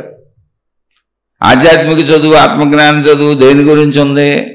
మొదట నీ శరీరం గురించి చెబుతుంది, రెండు నీ మనసు గురించి చెబుతుంది, నీ శరీరము నీ మనసుతో సృష్టికున్న సంబంధం గురించి చెబుతుంది, నీ శరీరంలో ఉన్నటువంటి ప్రాణశక్తి గురించి చెబుతుంది, సృష్టిలో ఉన్నటువంటి విశ్వశక్తి గురించి చెబుతుంది, నీ ప్రాణశక్తికి సృష్టిలో ఉన్న విశ్వశక్తికి ఉన్న సంబంధం ఏంటో చెబుతుంది. దాన్నే ఆత్మశక్తి అని పేరు పెట్టింది. ఎవరైతే ఈ చదువు సంపూర్ణంగా చదువుతారో వాళ్ళ ఆత్మశక్తి స్వరూపులైపోతారు. మామూలుగానే ఉంటుంది చదువు కదా అది. డాక్టర్ అయిన ఆయనకి ప్రత్యేకంగా కొమ్ములేమి రావుగా, మనిషిలానే ఉంటాడుగా. ఇంజనీర్ అయిన ఆయనకి ప్రత్యేకంగా స్పెషల్ 2 చేతులు 4 చేతులు ఎక్స్ట్రా రావుగా, డ్రాయింగ్లు వేసి డిజైన్లు వేయటానికి. ఓ పెయింటర్ అయిన ఆయనకి స్పెషల్గా ఏమి రావుగా. ఇప్పుడు ఈయన పెయింటర్ అయినా ఎలా తెలుస్తుంది? ఆయన వృత్తి చేస్తుంటే తెలుస్తుంది. డాక్టర్ అయినా ఎలా తెలిసింది? ఆయన వృత్తి చేస్తుంటే తెలిసింది. ఇంజనీర్ అయినా ఎలా తెలిసింది? ఆయన వృత్తి చేస్తుంటే తెలిసింది. కానీ అందరూ మామూలు మనుషులే. ఆ డాక్టర్ కాదో మనకు తెలియదు రోడ్డు మీద ఉంటే. ఆయన వృత్తి చేయనప్పుడు ఆయన ఎవరో కూడా తెలియదు మనకి, మామూలు మనుషులే. అలాగే అనంత ఆత్మశక్తిగా తాను అయిపోయిన చదువుకున్న వ్యక్తిగా అతను అయిపోతాడు, ఆమె అయిపోతుంది. వాళ్ళని జీవన్ముక్తులు అంటారు. కానీ వాళ్ళు జీవన్ముక్తులు అవునో కాదో మనకు తెలీదు. ఎప్పుడు తెలుస్తుంది అంటే వాళ్ళు ఆ వృత్తి చేస్తుంటే. వృత్తి చేయడం అంటే ఏంటి? ఆమె ప్రవర్తిస్తుంటే, ఆ ప్రవృత్తితో జీవిస్తుంటే, నేను అనంత ఆత్మస్వరూపుడును స్వరూపురాలను అనే విధంగా జీవిస్తుంటే. అంతే తప్ప మైములు లేవు. ఒక డాక్టర్ ఎలాగో ఒక జీవన్ముక్తుడు అలాగే. ఈయన ఈ చదువు చదివాడు, ఆయన ఆ చదువు చదివాడు. అలా చదివిన రమణ మహర్షి లాంటి మహాత్ములందరూ ఇంచుమించు ఇదే అర్థాలు వచ్చేటట్టు చెప్పారు. ఏమని అంటే, కర్త అన్నప్పుడు ఏది ఆత్మశక్తో, ఏది విశ్వశక్తో అది కర్త. దాని వలన సృష్టి ఏర్పడుతుంది. ఆ కర్తనే నువ్వు సామాన్యుడు గనుక, నీకు తెలియదు గనుక, నువ్వు ఈ మతపు సంబంధించిన వ్యక్తివి గనుక, నువ్వు ఒక పరిమిత రూపంలో నువ్వు ప్రార్థనాలయం కట్టుకుని నువ్వు రూపదేవుణ్ణో దేవతను ఆరాధిస్తున్నావు గనుక ఆ భాషలో చెప్పారు ఈశ్వరాధీనములు అని. ఎవరికి? అర్థం కాని వాడికి అర్థం అవడానికి కర్తే ఈశ్వరుడు అని చెప్పారు. ఈశ్వరుడే కర్త అని. అంటే ఈశ్వరుడు అంటే రూపం కాదు, నీకు రూపం, నువ్వు చదువుకోలేదుగా. కానీ నాకు కర్త. కర్త అంటే ఏంటి? మూలశక్తి ఏదో, అది విశ్వశక్తి. ఆ విశ్వశక్తి వలన సృష్టి ఉంది, దాని వలన ఈ కదలికలు ఉన్నాయి, దాని వలన ఈ చలనములు ఉన్నాయి, దాని వలన ఇదంతా జరుగుతుంది, దానిలోనే ఇదంతా జరుగుతుంది. అందుకని నేనే అది అయిపోయాను. ఇప్పుడు దానికి భిన్నంగా జరిగితే నేను వేరుగా ఉంటానుగా. కాబట్టి నేను అదే అయినప్పుడు ఆ కర్త ఇప్పుడు ఎవరు? నేనే. కానీ చెబుతుంది ఎవరికి? తెలియని వాడికి.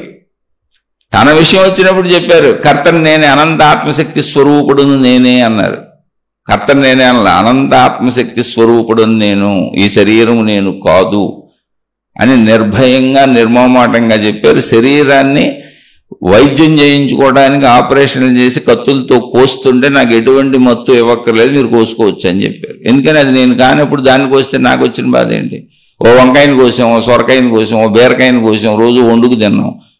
ఇప్పుడు దానికి వస్తుంటే మనకేం బాధ ఉంది? అది మనం కాదు కదా, ఆ పైగా అది మనం బతికిచ్చేది కూడా. అటువంటి ఆత్మభావన కలిగింది నేను శక్తిని అని. అంటే ఆయన తన ప్రవృత్తితో, ఇప్పుడు ఎందుకు ఆపరేషన్లు చేసి కోస్తుంటే నాకు మత్తు ఇవ్వక్కర్లేదు, మీరు కోసుకోండి అని ఎందుకు అన్నారంటే అది ఆయన ప్రవృత్తి, అది ఆయన వృత్తి. తన వృత్తిని ప్రకటించారు, తన విద్యని, తన జ్ఞానాన్ని, తన వృత్తిని ఒక డాక్టర్ వైద్యం చేసినట్టుగా తన స్వభావంతో ప్రకటించారు, తన గుణంతో ప్రకటించారు.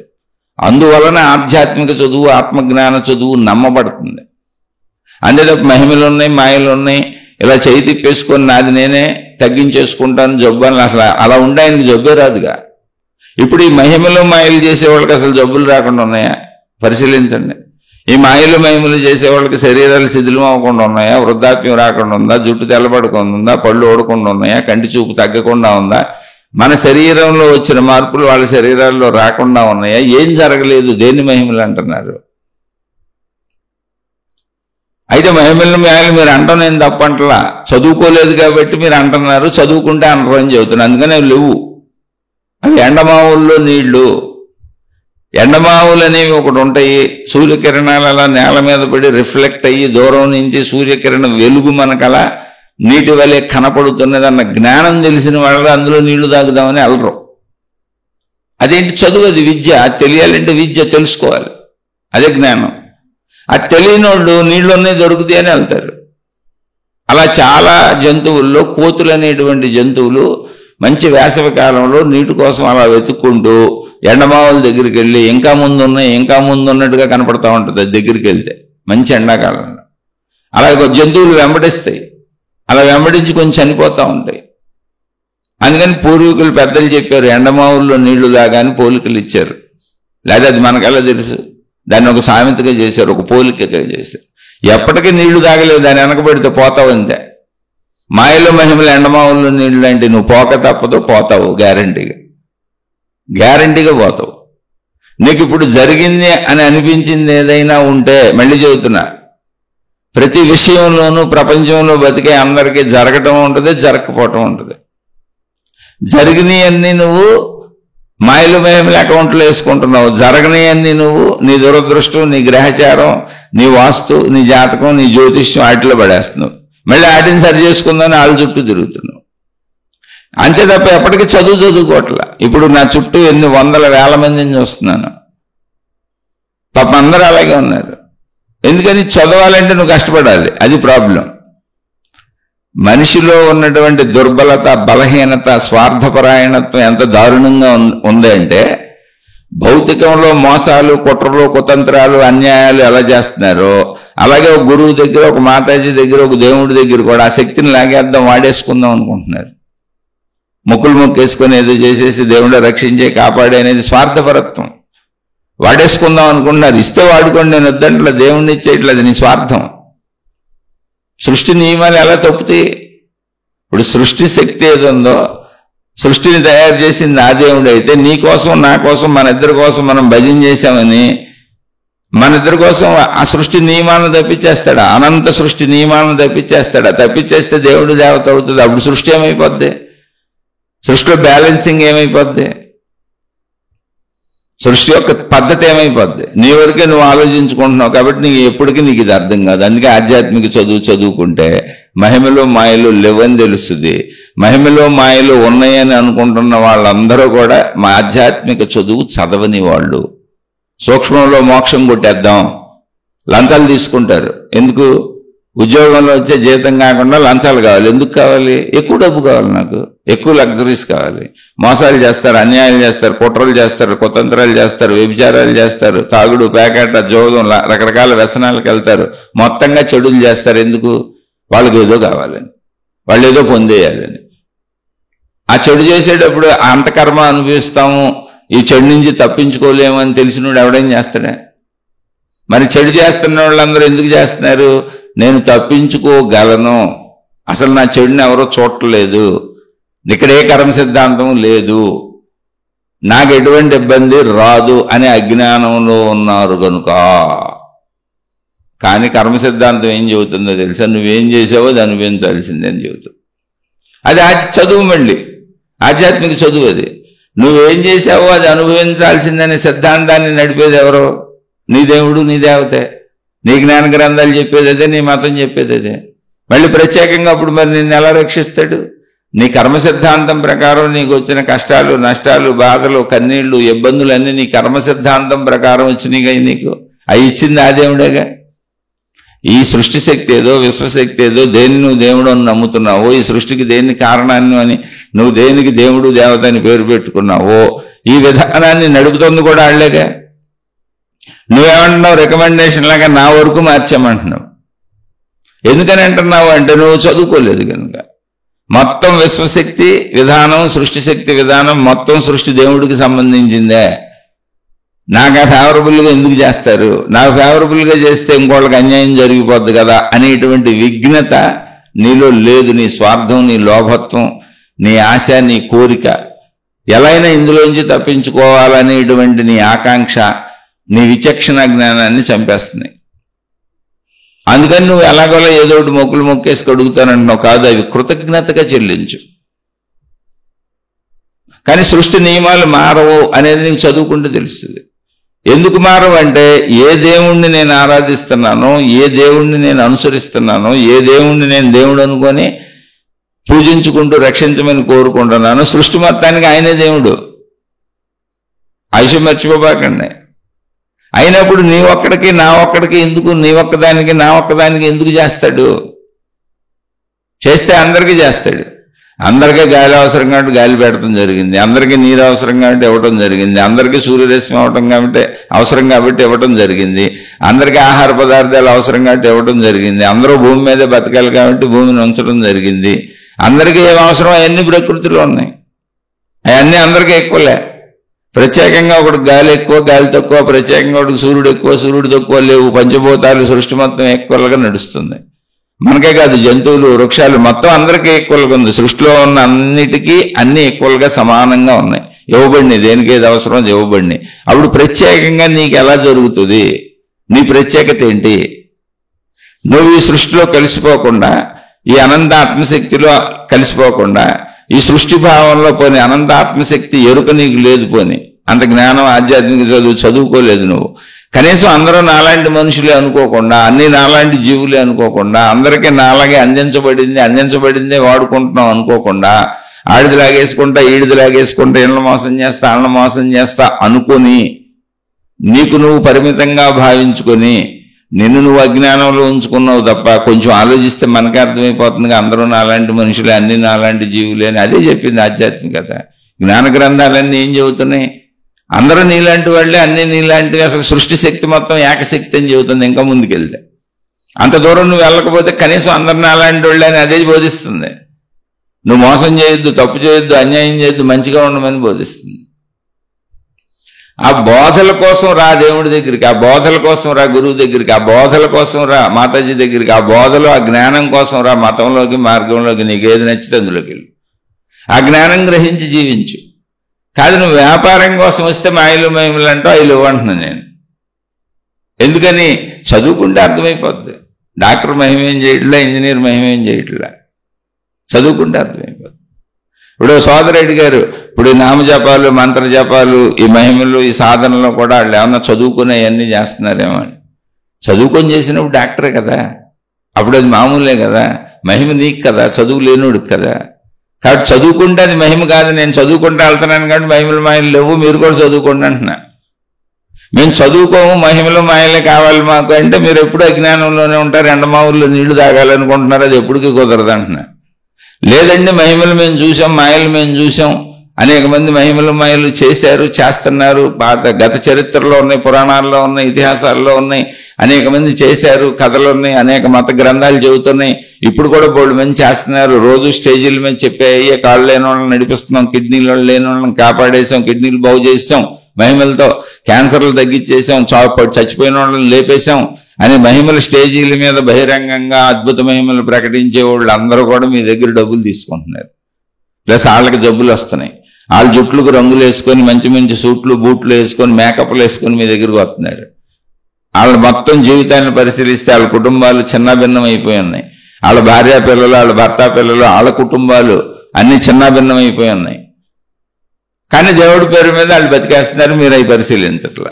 మీరు వెళ్ళిపోండి. ఈ మహిమలు చెప్పేవాళ్ళు, మాయలు చెప్పేవాళ్ళు, మిమ్మల్ని నడిపే గురువులు, మాతాజీలు, మత పెద్దలు, మత ప్రబోధకులు, ఏ మతాల్లో ఎవరున్నారో వాళ్ళ ఆరోగ్య పరిస్థితులు ఏంటి, వాళ్ళ సొంత శరీర పరిస్థితులు ఏంటి, వాళ్ళ సొంత మానసిక పరిస్థితులు ఏంటి, వాళ్ళ సొంత కుటుంబ సభ్యుల పరిస్థితులు ఏంటి, సొంత కుటుంబాల పరిస్థితులు ఏంటి, వాళ్ళకి అసలు ఆర్థికమైనటువంటి వనరులు ఎక్కడి నుంచి వస్తున్నాయి, వాళ్ళకి డబ్బులు ఎవరు ఇస్తున్నారు, వాళ్ళు తిండి ఎక్కడ తింటున్నారు, ఎన్ని మహిమలు చేసి క్యాన్సర్లు తగ్గించేసి దైవశక్తితో అనేక రోగాలు తగ్గించేసి చచ్చిపోయిన వాళ్ళని బతికించేసి నిరంతరం మహిమలే చేసేటువంటి దేవుడు తోడుగా ఉంటే మన డబ్బులు వాళ్ళకి ఎందుకు?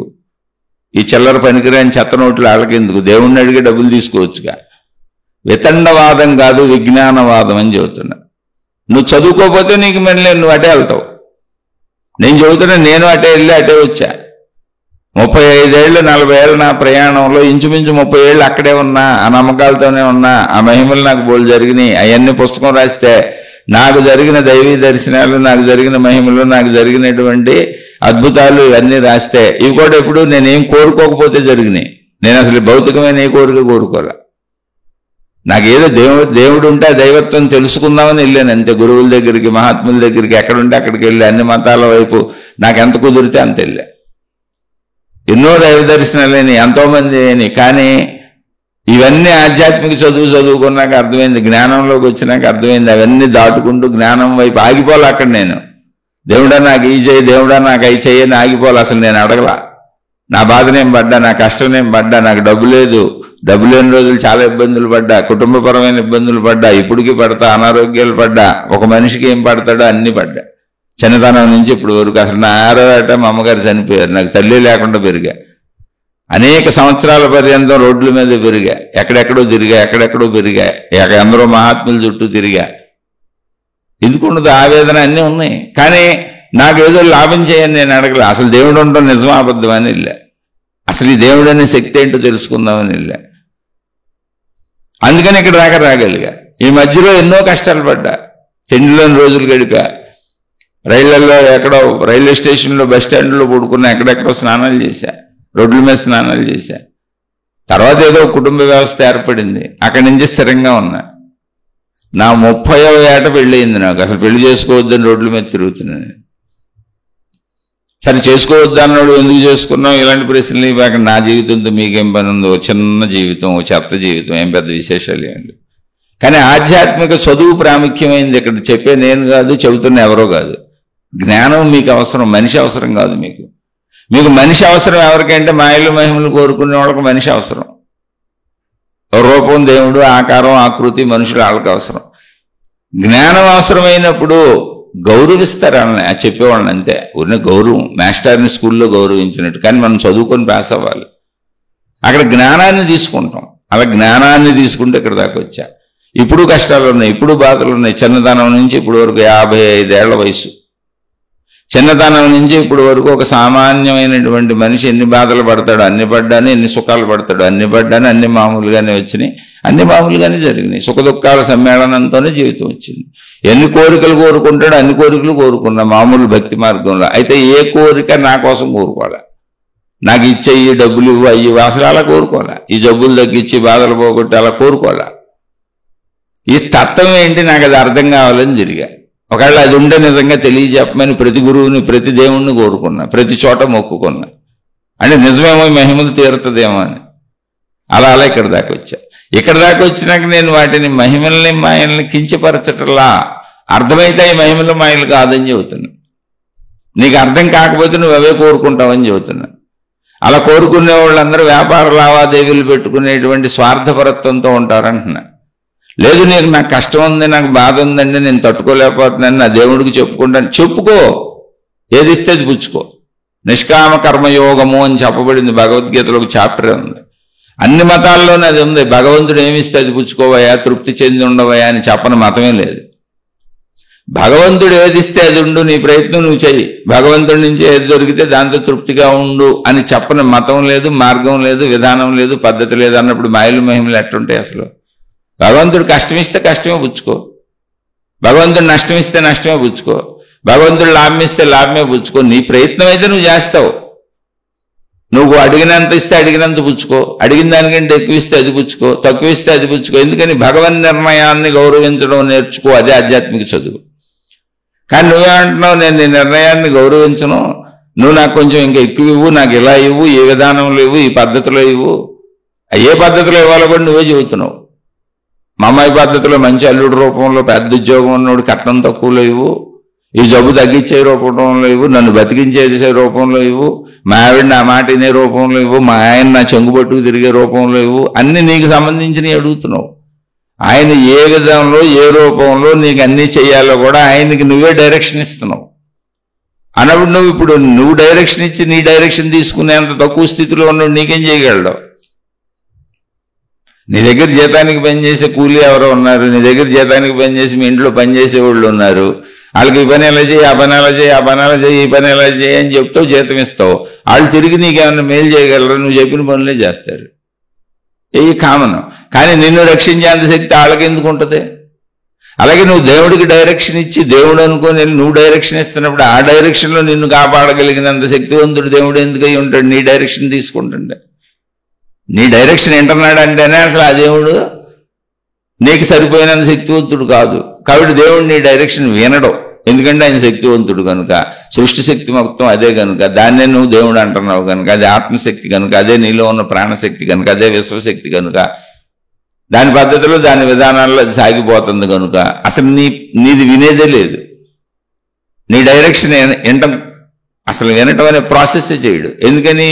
నీకంటే కోటాను కోట్ల రెట్లు, అంటే పోలిక కూడా అనవసరం అసలు. అధిక శక్తి కనుక అది. నువ్వు కూడా అందులోనే ఉన్నావు కనుక ఆ శక్తి కూడా నువ్వే కనుక. కానీ నేను వేరే నువ్వు అనుకుంటున్నావు కనుక నీది వినేవాళ్ళు ఎవరు ఉండరు. నీది వినే దేవుడు అయితే చేయలేడు, నీకంటే బలహీనుడై ఉంటాడు. నీ డైరెక్షను, నీ తెలివి, నీ ప్రజ్ఞ ప్రకారం నువ్వు చెప్పిన ప్రకారం పనిచేసే దేవుడైతే నీకంటే తెలివి తక్కువడై ఉండాలి. నీకంటే తెలివిగల శక్తివంతుడైన దేవుడైతే అసలు నీదేండో తనకు తెలిసిన పద్ధతిలో చేస్తాడు. అందుకని ఆధ్యాత్మికతలో ఉన్నదాంతో తృప్తిగా ఉండని చెప్పారు. అలా వచ్చినా నువ్వు అలా చదువుకున్నా, బేసిక్గా చదువు మొత్తం చదవకపోయినా దాన్ని తీసుకున్న మాయలు మహిమలు ఉండవు. ఆయన ఏం చేస్తే అది పుచ్చుకోవటమే. అప్పుడు పుచ్చుకున్నప్పుడు నువ్వు అనుకున్నది జరిగినప్పుడు మాయలు మహిమలు అకౌంట్లు వేస్తున్నావు. నువ్వు అనుకున్నది జరిగినప్పుడు, అంటే నువ్వు అనుకున్నది జరగనప్పుడు కర్మ, ప్రారంధం, గ్రహాలు, గ్రహశాంతులు, వాస్తు దోషాలు, ఎదురింటోడు ఏడిచాడు, పక్కింటోడు ఏడిచాడు, వీళ్ళు చేపలు ఇట్టారు, వాళ్ళు అలా ఏడిచారు, వీళ్ళు ఎలా ఏడిచారు, అందుకని నాకు పోయిందని జనం మీద పడుతున్నావు వెళ్ళి. ఈ రెండూ తెలుసుకుంటే నీ మనసు ఆడే ఆట, నీలో అజ్ఞాన పాట, నీలో కోరికలాట, నీలో స్వార్థపాట, నీలో ఉన్నటువంటి ఒక అజ్ఞాన ప్రాబల్యం, మూర్ఖత్వ ప్రాబల్యం బలం ఎంత ఉందో నీకే తెలుస్తుంది. అప్పుడు చదువుకో, విజ్ఞానం చదువుకో, ఆధ్యాత్మిక చదువుకో, ఆత్మజ్ఞానం చదువుకో. మాయలు మహిమలు ఏంటో నీకే అర్థమైపోద్ది. అవి మాయలు మహిమలు కాదు, ఎండమావులు నీళ్ళని అర్థమైపోద్ది. మళ్ళీ మళ్ళీ మళ్ళీ చెబుతున్నా, చాలా మంది చేశారు కదా అని మీరు అడుగుతున్నారు, నాకే బుడులు జరిగినాయి. ఇక్కడ విషయం అది కాదు. చేశారు కదా అంటున్నావు అంటేనే అది ఎలా చేయాలో నీకు తెలియదు, అది ఎలా జరుగుద్దో నీకు తెలియదు, అది ఎప్పుడు జరుగుద్దో నీకు తెలియదు, అది ఎందుకు జరుగుతుందో నీకు తెలియదు. కనుక నువ్వు ఆ చదువుకోలేదు కనుక చేశారు కదా అంటున్నావు. ఒక ఇంద్రజాలం అతను కూడా ఇంద్రజాల విద్య నేర్చుకొని చేస్తున్నాడు, నువ్వు నేర్చుకోలేదు కనుక చప్పట్లు కొడుతున్నావు. డాక్టర్ చదువుకొని వైద్యం చేస్తున్నాడు, నువ్వు చదువుకోలేదు కనుక డాక్టర్ దగ్గరికి వెళ్ళి డబ్బులు చెల్లించి మందులు రాయించుకుంటున్నావు. మందులు తయారు చేసుకోవడం నీకు రాదు కనుక నువ్వు చదువుకోలేదు కనుక డబ్బులు ఇచ్చి మందులు కొనుక్కొని మందులు వేసుకుంటున్నావు. అలా నువ్వు అన్నింటికీ డబ్బులు ఇస్తున్నావు, అది నీకు రాదు. ఇక్కడ కూడా అంతే, నీకు రానిది మాయా మహిమ అంటున్నావు. దానికి తిరిగి ఏం చెల్లించాలో తెలియదు కనుక డబ్బులు అడిగిన గురువులకు డబ్బులు ఇస్తున్నావు, సేవలు అడిగిన వాళ్ళకి సేవలు ఇస్తున్నావు. మొక్కులు అన్న చోట నువ్వు ఏర్పరిచిన విధానాలు పద్ధతులను బట్టి అవన్నీ చేస్తున్నావు. అవన్నీ చేయటం తప్పు కాదు, లాభాపేక్షతో వ్యాపార పరంగా చేస్తే తప్పే. నువ్వు అజ్ఞానంలో ఉన్నావు, నువ్వు మిథ్యలో ఉన్నావు, నువ్వు భ్రమలో ఉన్నావు. కృతజ్ఞతగా చేస్తే రైటే. భౌతిక స్కూల్స్లో మాస్టర్ని గౌరవించినట్టు, ఆ స్కూల్ కట్టిన వాళ్ళని గౌరవించినట్టు చక్కగా ఇక్కడ కూడా భగవంతుడిని, ఆ భగవద్ జ్ఞానాన్ని అందిస్తున్న విశ్వజ్ఞానాన్ని, ఆత్మజ్ఞానాన్ని, ఆధ్యాత్మిక చదువుని, ఆత్మతత్వాన్ని, లేదా కనీసం మంచిగా బతకండి అని చెబుతూ కర్మ సిద్ధాంతాన్ని వివరిస్తూ మంచిని దాటబాకండి అని చెబుతున్నటువంటి మహనీయుల్ని గౌరవిస్తూ మొక్కుకుంటావో, వాళ్ళకు ప్రేమగా నువ్వు దక్షిణలు ఇస్తావో, కానుకలు ఇస్తావో, సేవిస్తావో, ఏం చేస్తావో అది నీ ఇష్టం. కృతజ్ఞతగా చెయ్యి. చదువులో భాగంగా చెయ్యి. చదువుకుంటున్నందుకు కృతజ్ఞతగా చెయ్యి. అదే తప్ప ఆశతో మహిమలు మాయలతో చేస్తే ఎండమావుల్లో నీళ్లు తాగటమే. అది నేను చెప్పేది. అదే తప్ప ప్రత్యేకంగా ఈళ్ళు వాళ్ళని అడగకండి. ఇందులో ఇంకొక సోదరుడు ఇంకొక ప్రశ్న పెట్టారు. ఒకటి కాదు, ఆయన 3-4 సార్లు దాన్నే రకరకాలుగా పెట్టారు. పోతులూరు వీరబ్రహ్మేంద్ర స్వామి గారు కాలజ్ఞానం మొత్తం ముందే చెప్పేశారు కదా, మొత్తం ఏదో రకరకాలుగా చెప్పారు కదా అని ఆ స్వామి వారిని పోలుస్తూ దీన్ని వివరించి చెప్పండి, మరి మాయలు మహిమలు లేవంటారు ఏంటని. ఇలా పోతులూరు వీరబ్రహ్మేంద్ర స్వామి వారు కాదు, చాలా మందిని పోలుస్తూ చెప్తూ ఉంటారు, నన్ను అడుగుతూ ఉంటారు. అయ్యా నేను ఈ మహనీయుడిని తప్పు చేయటలా. పోతులూరు వీరబ్రహ్మేంద్ర స్వామి వారు ఓ రమణ భగవానులు ఎలా అయితే సంపూర్ణ ఆత్మతత్వాన్ని పొందేసి ఆత్మశక్తిగా నిలబడిపోయారో, పోతులూరు వీరబ్రహ్మేంద్ర స్వామి గారని మీరు అడుగుతున్నాయని మీరు శరీర భావంతో చూస్తున్నారు, మనిషిలో చూస్తున్నారు. మనిషి కదా, ఆయన చెప్పిన కాలజ్ఞానం అంతా కూడా అద్భుతం కదా, అది మనుషుల భావంలో అద్భుతం. ఆయనే అనంత ఆత్మశక్తి అయినప్పుడు, ఆయన అనంత ఆత్మశక్తి స్వరూపుడుగా ఉన్నప్పుడు అది ఆయనకి సహజత్వం. ఇప్పుడు ఈ సృష్టి శక్తికి సృష్టి అంతా ఎలా ఉంటుందో తెలీదా? మొత్తం ఏకమైన ఆత్మశక్తికి మనుషులందరిలో ఉన్న ప్రాణశక్తి అదేగా. ఇప్పుడు మనుషులందరూ ఏంటో తెలీదా దానికి? మనుషులందరూ ఏమనుకుంటున్నారు, ఏం చేస్తున్నారు, ఏంటి దానికి తెలీదా? దాని పద్ధతి ప్రకారమే మానవ జాతి నడిచేది. వృక్షాలన్నిటి గురించి వాడికి తెలీదా? జంతువులన్నిటి గురించి ఆ శక్తికి తెలీదా? మొత్తం సృష్టి గురించి దానికి తెలీదా? మొత్తం తెలుసు. ఎందుకని? అది అదే కనుక. నా గురించి నాకు ఎలా తెలుసో, మీ గురించి మీకు ఎలా తెలుసో, దాని గురించి దానికి ఎలా తెలుసు. అది మొత్తం విశ్వశక్తి.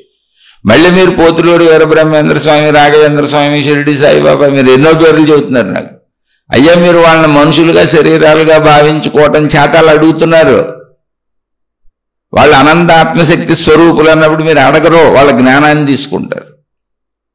వాళ్ళు జ్ఞానం చెప్పారా, మంచిగా ఉండమని చెప్పారా, చెడుగా ఉండమని చెప్పారా? మీరు ఎలా అయినా ఉండండి, మొక్కులు మొక్కుకుంటే మీరు దొంగ పనులు చేయండి, మర్డర్లు చేయండి, మానభంగాలు చేయండి, హత్యలు చేయండి, మీ కర్మ తెచ్చుకోండి, మీ ఒంటి మీదకి మీ కర్మని అనుభవిస్తూ రోగాలు తెచ్చుకోండి, బాధలు తెచ్చుకోండి, కష్టాలు తెచ్చుకోండి. ఎందుకని? కర్మ సిద్ధాంతం ప్రకారం కష్టాలు వచ్చేదన్నీ తప్పులు చేసిన వాళ్ళకి. మీరు ఇన్ని తప్పులు చేసి పూర్వకృత పాపం వ్యాధి రూపేణ బాధితే అని మహాత్ములే చెప్పారు. ఇంతకు ముందు చేసినటువంటి పాప కార్యములు, చెడు పనులన్నీ కూడా వ్యాధుల రూపంలో బాధిస్తాయి. వ్యాధులు అంటే శారీరక అనారోగ్యాలని కాదు, సర్వం ఆది వ్యాధులు అంటారు. అంటే శరీరపరంగా వచ్చాయి, మనసు పరంగా వచ్చాయి, సమాజ పరంగా వచ్చాయి, కుటుంబ పరంగా వచ్చాయి, ధనపరంగా వచ్చాయి. అంటే ఎన్ని రకాల కష్టాలు ఉన్నాయో అన్ని వ్యాధులు అంటే. నిన్ను బాధ పెట్టేది ఏదైనా, నీకు బాధ కలిగించేది ఏదైనా అది వ్యాధే. పూర్వకృత పాపం వ్యాధి రూపేణ బాధితే అంటే బాధ రూపంలో బాధిస్తూ ఉంటుంది, నిన్ను బాధిస్తూ ఉంటుంది. అది కర్మ సిద్ధాంతం. నువ్వు ఎన్ని తప్పులైనా చేసేయి, మేము ఇప్పుడు మా మహిమలతో మా శక్తులతో నిన్ను ఆ పూర్వకృత పాపాన్ని తీసేసి రక్షించేస్తామని చెబుతున్నారు. ఏంటి ఇప్పుడు వాళ్ళు అలా చెప్పట్లేదే. మీరు వాళ్ళని మనిషి అనుకుంటున్నారు కనుక వాళ్ళ ప్రతి మాటని మహిమలుగా తీసుకొని జరిగితే మీ మహిమల అకౌంట్లో వేస్తున్నారు, జరగకపోతే మీ కర్మ అకౌంట్లో వేసుకుంటున్నారు. లేదా ఇంకా ఎదుటోళ్ళని తిడటానికి, ఎదుటోళ్ళని కించపరచడానికి వాడుకుంటున్నారు. అంటే వాళ్ళు ఎవరో మా మీద ఏడిచారు, వీళ్ళు ఎవరో మా మీద దుష్ప్రయోగాలు చేశారు, నిరంతరం మా మీద బడి ఏడుస్తున్నారు, మాకు దిష్టి తగిలింది, మాకు అది తగిలింది, మాకు ఇది తగిలింది అని అలా పాపం మీ అజ్ఞాన మనోభావాన్ని అంత బలంగా పెంచుకుంటున్నారు. కానీ ఆధ్యాత్మిక చదువు, ఆత్మజ్ఞానం చదువు మేము చదువుకోమంటున్నారు, దైవ చదువు చదువుకోమంటున్నారు. గురు చదువు, దైవ చదువు, మాతాజీ చదువు, మత చదువు, ప్రార్థనాలయాల చదువు, మొత్తం ఆత్మజ్ఞాన చదువు, ఆధ్యాత్మిక చదువు, అదే దైవ చదువు, సృష్టి చదువు, విశ్వ చదువు. అది చదువు. చదువుకుంటే మాయలు మహిమలు ఉండవు అనేది చదువుకున్నోడికి తెలుస్తుంది. చదువుకోనంతకాలం మాయలు మహిమలే నమ్ముతారు, మిమ్మల్ని నమ్మిస్తారు. వాళ్ళు చదువుకోనోళ్ళే. మాయలు మహిమలు ఉన్నాయి, మేము చేస్తున్నామని చెప్పేవాళ్ళు ఎవరో, దేవుళ్ళు మాతో మాట్లాడుతున్నారు, దేవతలు మాతో మాట్లాడుతున్నారు, మా చెవుల్లో గుసగుసలాడుతున్నారు, భూతాలు వదిలిచ్చేస్తాం, దయ్యాలు వదిలిచ్చేస్తాం, దుకాణంలోకి పిలిచేసి కూర్చున్నోళ్ళు, మీకు అన్ని మేలు చేసేస్తాం, మా యంత్రాలు కొనుక్కోండి, మా మంత్రాలు కొనుక్కోండి, మా తాయెత్తులు కొనుక్కోండి, మా దగ్గర డబ్బులు చెల్లించండి, మేము సర్వం చేసేస్తామని మీ డబ్బు కోసం, మీ శ్రమ కోసం మిమ్మల్ని ఉపయోగించుకుంటూ దుకాణాలు ఓపెన్ చేసిన వాళ్ళందరూ చదువుకోనోళ్ళు, మూర్ఖులు. మిమ్మల్ని మూర్ఖుల్ని చేయడానికి, మిమ్మల్ని చదువుకోనివ్వకుండా చేయడానికి, ఆ వ్యాపారం నడవడానికి దాన్ని మిమ్మల్ని దారి మళ్ళిస్తున్నారు. ఎండమావుల్లో నీళ్లు ఎప్పటికీ తాగలేరు. ఎప్పటికీ భూమి మీద మనిషి బతికొండడు. భూమి మీద పుట్టిన ఏ మనిషికైనా, అది దైవావతారం అయినా సరే, శరీరం ఉన్నంత వరకు, అంటే శరీరం మాంస శరీరం ఉన్నంత వరకు, పుట్టిన దగ్గర నుంచి చనిపోయే లోపల అందరూ ఎప్పుడోకప్పుడు ఏదో ఒక బాధలకి, అనారోగ్యాలకి, అన్నింటికీ గురవుతారు. శారీరక, మానసిక, ఆర్థిక, సామాజిక, కుటుంబిక అన్ని సమస్యలకి గురవుతారు. చుట్టూ ఉన్న మనుషులతో అన్ని గురవుతారు. కానీ అందులో చదువుకున్న మహాత్ములు వాటిని వ్యక్తపరచరు. ఇది ఇలాగే ఉంటుందని శరీర భావాన్ని తీసి అవతల పారేస్తారు. ఇది ఇలాగే ఉంటుందని తెలుసు వాళ్ళకి. ఇది ఒక ద్వంద్వలోకం అని తెలుసు వాళ్ళకి. శరీర భావంలో, మనోభావంలో ఉన్నంత వరకు ఇదంతా ద్వంద్వలోకం. ఈ ద్వంద్వలోకం నుంచి ఏకత్వంలోకి సాగే ప్రయాణమే అనంత ఏకత్వ స్థితే ఆత్మశక్తి. అదే మన ప్రాణశక్తి. ఆ ప్రయాణమే ఆధ్యాత్మిక చదువు, ఆత్మజ్ఞాన చదువు. అలా సాగుతారు. ఇలా మళ్ళీ ఎంత చెప్పినా మీకు అనుమానాలు వస్తానే ఉంటాయి. అనుమానాలు వస్తే మళ్ళీ అడగండి, మళ్ళీ మాట్లాడదాం. ఎన్ని వందల వేల సార్లు అయినా చెబుతాను. ఒక శీర్షికని కంటిన్యూగా చెప్పుకొని గంటలు చెప్పుకున్నా, ఎంత చెప్పినా తరగతిగా ఎక్కడో చోట ఆపి శీర్షిక మనం వినడానికి అనువుగా చేసుకోవాలి. అందుకని శీర్షికని ఇక్కడికి ఆపుతున్నా. మళ్ళీ సందేహం వస్తే అడగండి, మళ్ళీ అర్థం కాకపోతే అడగండి. ఎన్ని వందల వేల సార్లైనా మాట్లాడతా. ఎప్పటి వరకు అవి మాయలు మహిమలో అంటే నువ్వు చదువుకోనంత వరకు. ఇప్పుడు ఒక మాస్టర్ చెబుతున్నాడు, పిల్లోడు వింటున్నాడు. పిల్లోడి దృష్టిలో మాస్టర్ ఏంటి? ఒక అద్భుతం. అబ్బా, ఆయనకి అన్నీ తెలుసు, మా మాస్టర్కి అన్నీ తెలుసు అంటాడు ఇంటికి వచ్చి. ఎందుకని? ఆయన చదువుకొని ముందుకెళ్ళాడు, నువ్వు చదువుకోలేదంతే. ఇప్పుడు నువ్వు చదువుకుంటూ వెళ్తున్నావు కనుక ఆ చదువుకు సంబంధించి మాస్టర్కి సమస్తం తెలుసు అనుకుంటావు. అసలు చదువే కాదు, మాస్టర్కి మొత్తం తెలుసు అనుకుంటావు. నువ్వు చిన్నపిల్లడు ఉంటే ప్రపంచంలో అన్ని బాగా తెలుసు అనుకుంటావు ఆయన. కానీ ఆయనకి ఏం తెలియదు. ఆ చదువులో, ఆ సబ్జెక్టులో నీకేం చెబుతున్నాడు అదే తెలుసు, పక్క సబ్జెక్ట్ కూడా తెలియదు ఆయన. అదంతే. నువ్వు చదువుకున్నప్పుడు నీకు అలా అనిపిస్తుంది. అలాగే గురువులు, మహాత్ములు, మాతాజీలు, మతాలు, ప్రార్థనాలయాలు ఇవన్నీ సర్వప్రపంచం, సృష్టి మొత్తం ఇందులో ఇమిడిపోయింది. వీళ్ళకి అన్నీ తెలిసి వీళ్ళు ఏదైనా చేసేయగలరు, పంచభూతాలను ఆపేయగలరు, శాసించేయగలరు, అడు చేసేయగలరు, ఇటు చేసేయగలరు అని అనుకుంటున్నాం. అలా అయితే అసలు వరదలు ఎందుకు వస్తాయి, సునామీలు ఎందుకు వస్తాయి, భూకంపాలు ఎందుకు వస్తాయి, మనుషులు ఎందుకు చచ్చిపోతారు, ఇన్ని ప్రళయాలు ఎందుకు జరుగుతాయి, ఇన్ని మోసాలు ఎందుకు జరుగుతాయి, ఇన్ని అక్రమాలు ఎందుకు జరుగుతాయి, ఇన్ని అన్యాయాలు ఎందుకు జరుగుతాయి? అసలు ఆ గురువుల పట్ల, మాతాజీల పట్ల, మతాల పట్ల ఎన్నో మత కల్లోలాలు జరుగుతున్నాయి. కొట్టుకుంటున్నారు, చచ్చిపోతున్నారు, మత గొడవలు జరుగుతున్నాయి. వాళ్ళ సొంత మత గొడవలనే సొంత దేవుడు ఆపట్లేదు. ఆ మతాల్లో వాళ్ళని చంపేస్తున్నారు. ఆ మతాల మీద యుద్ధాలు జరుగుతున్నాయి. విమానాలు వేసుకెళ్ళి ఈ మతపు దేశం ఆ మతపు దేశాల మీద యుద్ధాల మీద బాంబులు వేసేస్తున్నారు. అక్కడ ప్రజలు చేస్తున్నారు. మరి మధ్యలో ఆ విమానానికి అడ్డం పెట్టి, బాంబుకి అడ్డం పెట్టి, ఆ బాంబులు తుస్సుమని పేలేటట్టు ఆ మత దేవుడు చేయట్లేదు, వాళ్ళు చచ్చిపోతున్నారు. ఇవన్నీ నేను చెబితే మీకు నచ్చదు. ఎందుకనంటే చదువుకోవటం ఇష్టం ఉండదు. చదువు అంటే బద్ధకం. ఆత్మజ్ఞానం చదువు అంటే బద్ధకం. మంచిగా బతకటం ఇష్టం ఉండదు. మంచిగా బతకటం కష్టం. మోసాలు చేయటం, అబద్ధాలు చెప్పేయటం, సొల్లు వాగుడు వాగేయటం, విషయాసక్తి, ఏదో రోడ్ల మీద తిరిగేయటం, ఊరికినే అలా కాలం గడిపేయటం, తేలిగ్గా పైపైన భోగలాలసలతో, ఇంద్రియ కోరికలతో, శరీర భావాలతో బతికేయటం ఆనందం. మంచిగా ఉండాలంటే నిత్య తపస్సు చేయాలి. ప్రతి నిమిషం ఏం మాట్లాడుతున్నాను, ఏం చేస్తున్నాను, ఎటు ఆలోచిస్తున్నాను, ఏ పని చేస్తున్నాను, ప్రతి నిమిషం, ప్రతి సెకండ్ తెలుసుకోవాలి. నన్ను నేను చూసుకోవాలి, నన్ను నేను గమనించుకోవాలి. నాలోంచి ఒక్క పొరపాటు డోలకుండా నన్ను నేను నియంత్రించుకోవాలి. నిత్యం నా మీదే నాకు ధ్యాస ఉండాలి. నా కదలికలన్నీ చూసుకోవాలి. ఉన్నదాంతో తృప్తిగా ఉండాలి. నాకున్న మనుషులతో, నాకున్న వనరులతో, నాకున్న తెలివితో, ప్రజ్ఞతో, అన్నిటితో తృప్తిగా ఉండాలి. ఇది భగవంతుడు నాకు ఇచ్చిందని నేను ప్రయత్నించుకుంటా. ప్రయత్నం ఆపి కాదు. నాకు ఇవ్వబడిన తెలివితో, నాకు ఇవ్వబడిన శక్తితో, నాకు ఇవ్వబడిన ప్రజ్ఞతో, నాకున్న శారీరక, మానసిక, ఆర్థిక, సామాజిక, కుటుంబక బలాలు అన్నింటితో ప్రయత్నించుకుంటా ధర్మంగా, మంచిగా. దాంతో వచ్చిందంతో తృప్తిగా ఉంటా. అబ్బే అలా ఉండటం నాకు ఇష్టం ఉండదు, నేను ఉండలేను, నేను అసలు అలా ఉండలేను. నాకు నిరంతరం సుఖం కావాలి, నాకు నిరంతరం భోగాలు కావాలి, నాకు నిరంతరం ఏదో ఒకటి నేను పొందుతూనే ఉండాలి. నేను ఎన్ని తప్పులు చేసినా నన్ను ఎవరో ఒకళ్ళు రక్షిస్తూనే ఉండాలి, కాపాడుతూనే ఉండాలి. కర్మ సిద్ధాంతం నా మీద తిరిగి పడకూడదు. అసలు ఎవరో నన్ను చూడలేదనేది నా ఉద్దేశం. ఎందుకంటే నేను చదువుకు చావలేదుగా. చదువుకు చావనప్పుడు నన్ను ఎవరో చూడలేదని అనుకుంటా. నేను విశ్వశక్తి నన్ను గమనించట్లేదని అనుకుంటా. కానీ అసలు నాలో ఉన్న ప్రాణశక్తి విశ్వశక్తి. నేను తప్పు ఆలోచన మొదలు పెట్టగానే, నేను తప్పు పని మొదలు పెట్టగానే, నేను మోసపూరిత ఆలోచన మొదలు పెట్టగానే, నేను మోసం మొదలు పెట్టగానే, ఏంటి ఆలోచన రూపంలో క్రియదాకా కూడా అక్కర్లా, మొదలు పెట్టగానే నా శరీరంలో ఉన్నటువంటి కెమికల్ రియాక్షన్ మారిపోద్ది. నా శరీరం కదలాలంటే, నేను బతకాలంటే, నా శరీరం పనిచేయాలంటే, నా శరీరంలో ఉన్న అవయవాలన్నీ కదలాలంటే అనేక రసాయనిక చర్యలు జరగాలి. మెదడు సంకేతాలు పంపుతుంది. ఇవన్నీ రసాయనిక చర్యలు. ఎన్నో రసాయనాలు ఉత్పత్తి అయితే తప్ప ఈ శరీర కదలికలు అసలు జరగవు. కనురెప్ప కొట్టాలన్నా కూడా ఈ చర్యలన్నీ జరగాల్సిందే. ఒకటి అర్థం అవ్వాలన్నా, ఒకటి మాట్లాడాలన్నా, ఒకటి చెప్పాలన్నా, ఒకటి వినాలన్నా అన్ని రసాయనిక చర్యలే. అంటే కెమికల్స్ రిలీజ్ అవుతాయి. రసాయనాలు రిలీజ్ అయితే మనం కదలగలుగుతాం. నువ్వు ఎప్పుడైతే మోసానికి వెళ్ళావో, అన్యాయానికి వెళ్ళావో, కుట్రకి వెళ్ళావో, ఆలోచనలోనే నీ రసాయనాలు, చెడు రసాయనాలు ఉత్పత్తి అయిపోతాయి. నీకు నెగిటివ్ రసాయనాలు ఉత్పత్తి అయిపోతాయి. నీ లోపల నీ శరీరానికి, నీకు, నీ మనసుకి, నీ భావాలకి హాని చేసేటువంటి రసాయనాలు నీకు ఉత్పత్తి అయిపోతాయి. నువ్వు చెడు ఆలోచన మొదలు పెట్టగానే కర్మ సిద్ధాంతం మొదలైపోయింది. అలాగే నువ్వు మంచి ఆలోచన మొదలు పెట్టినప్పుడు, మంచి పనులు చేస్తున్నప్పుడు, మంచిగా జీవిస్తున్నప్పుడు నీ శరీరానికి, నీ మనసుకి, నీకు ఉపయోగపడే మంచి రసాయనాలు ఉత్పత్తి అవుతాయి. మంచి రసాయనాలు నిన్ను నిరంతరం కాపాడుతాయి. కాపాడేటువంటి అనారోగ్యాలు రావు. హాయిగా ఉంటావు, మనసు బాగుంటుంది, ప్రశాంతంగా ఉంటావు. నిన్ను నువ్వే శిక్షించుకుంటున్నావు. చెడు రసాయనాలు ఉత్పత్తి అవుతాయి. అంటే అనారోగ్యాలు వస్తాయి, మనసు పాడైపోద్ది, నిత్యం ఏదో దుఃఖభావ ఆలోచనలు వస్తాయి, డిప్రెషన్కి వెళ్తావు, ఒత్తిడికి వెళ్తావు, స్ట్రెస్కి వెళ్తావు. ఇవన్నీ నిన్ను నువ్వే శిక్షించుకునేలా. ఎందుకని ఆత్మశక్తి నీదే, ఆత్మశక్తి నువ్వే, సృష్టి శక్తి నువ్వే, సృష్టి నువ్వే. నువ్వు సృష్టితో కలిసే ఉన్నావు. నిన్ను ఎవరో ప్రత్యేకంగా దేవుడు శిక్షించక్కర్లా, రక్షించక్కర్లా. అది నీలోనే ఉంది. నీకు నువ్వే హాని చేసేసుకుంటున్నావు చెడు ద్వారా, నీకు నువ్వే మేలు చేసేసుకుంటున్నావు మంచి ద్వారా.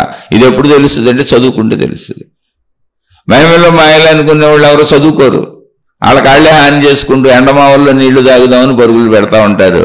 తాత్కాలికంగా జరిగితే తృప్తి పడిపోయి, నాకేదో జరిగింది, దేవుడు నాకు ప్రత్యేకంగా చేసేసాడు అనుకుంటారు. దేవుడు నీకు ఏది ప్రత్యేకంగా చెయ్యడు. మళ్ళీ చెబుతున్నా, ఆ గురువుల జీవితాలు చూడండి, ఆ మాతాజీల జీవితాలు చూడండి, వాళ్ళ శరీరాలు చూడండి. వాళ్ళు కృంగి కృషించిపోతున్నారు, నశించిపోతున్నారు. వాళ్ళకి అన్ని అరిగిపోతున్నాయి, కరిగిపోతున్నాయి, తరిగిపోతున్నాయి. వాళ్ళు మరణానికి వెళ్ళిపోతున్నారు. కానీ మహిమలు చెబుతానే ఉన్నారు.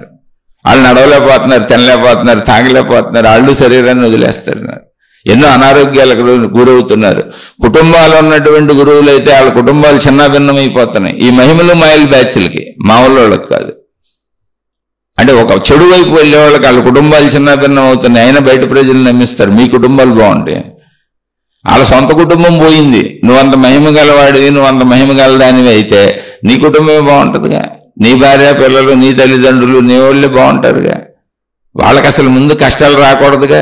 నువ్వు వాళ్ళని కాపాడాలిగా కష్టాలు రాకుండా. నీ అన్నదమ్ములు, నీ అక్క చెల్లెళ్ళు, నీ బంధువర్గం, నీకు సంబంధించిన వాళ్ళు, నీ తల్లిదండ్రులు, ఎందుకు వాళ్ళని కాపాడావా? నువ్వు వాళ్ళ కష్టాలు రాకుండా చేసావా? అంటే అప్పుడు మళ్ళీ ఏమంటారు, ఎవరి కర్మ ఆడది, మనం ఏం చేస్తా ఉంటే. ఎవరి కర్మ ఆడదైనప్పుడు ఇప్పుడు ఎవరిని రక్షిస్తావు? నువ్వు ఎవరిని రక్షించలేవు. నువ్వు జ్ఞానాన్ని చెప్పగలవు అంతే. అందుకని నువ్వు ఎక్కడైనా జ్ఞానానికే ఇల్లు కాదు. నీకు అవగాహన రావాలంటే ఇటువంటి గురువులు, ఇటువంటి మాతాజీల పేర్లతో అన్ని మతాలలో సాగుతున్నటువంటి వ్యక్తిగతాన్ని తెలుసుకో.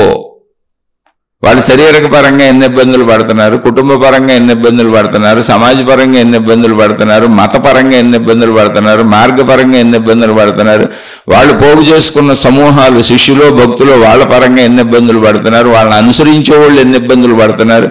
అందులో లాభాలు కాదు, నష్టాలు కూడా చూడు. లాభాలు వాళ్ళు స్టేజీల మీద చెబుతారు, నష్టాలు తెరనకలు ఉంటాయి. ఆ తెరనకి చూస్తే నీకు ఆత్మజ్ఞానం చదువు, ఆధ్యాత్మిక చదువు వచ్చేస్తుంది. ఎందుకంటే నేను ఆ తెర వెనక అన్ని చూశాను, చదువుకుంటూ వచ్చాను.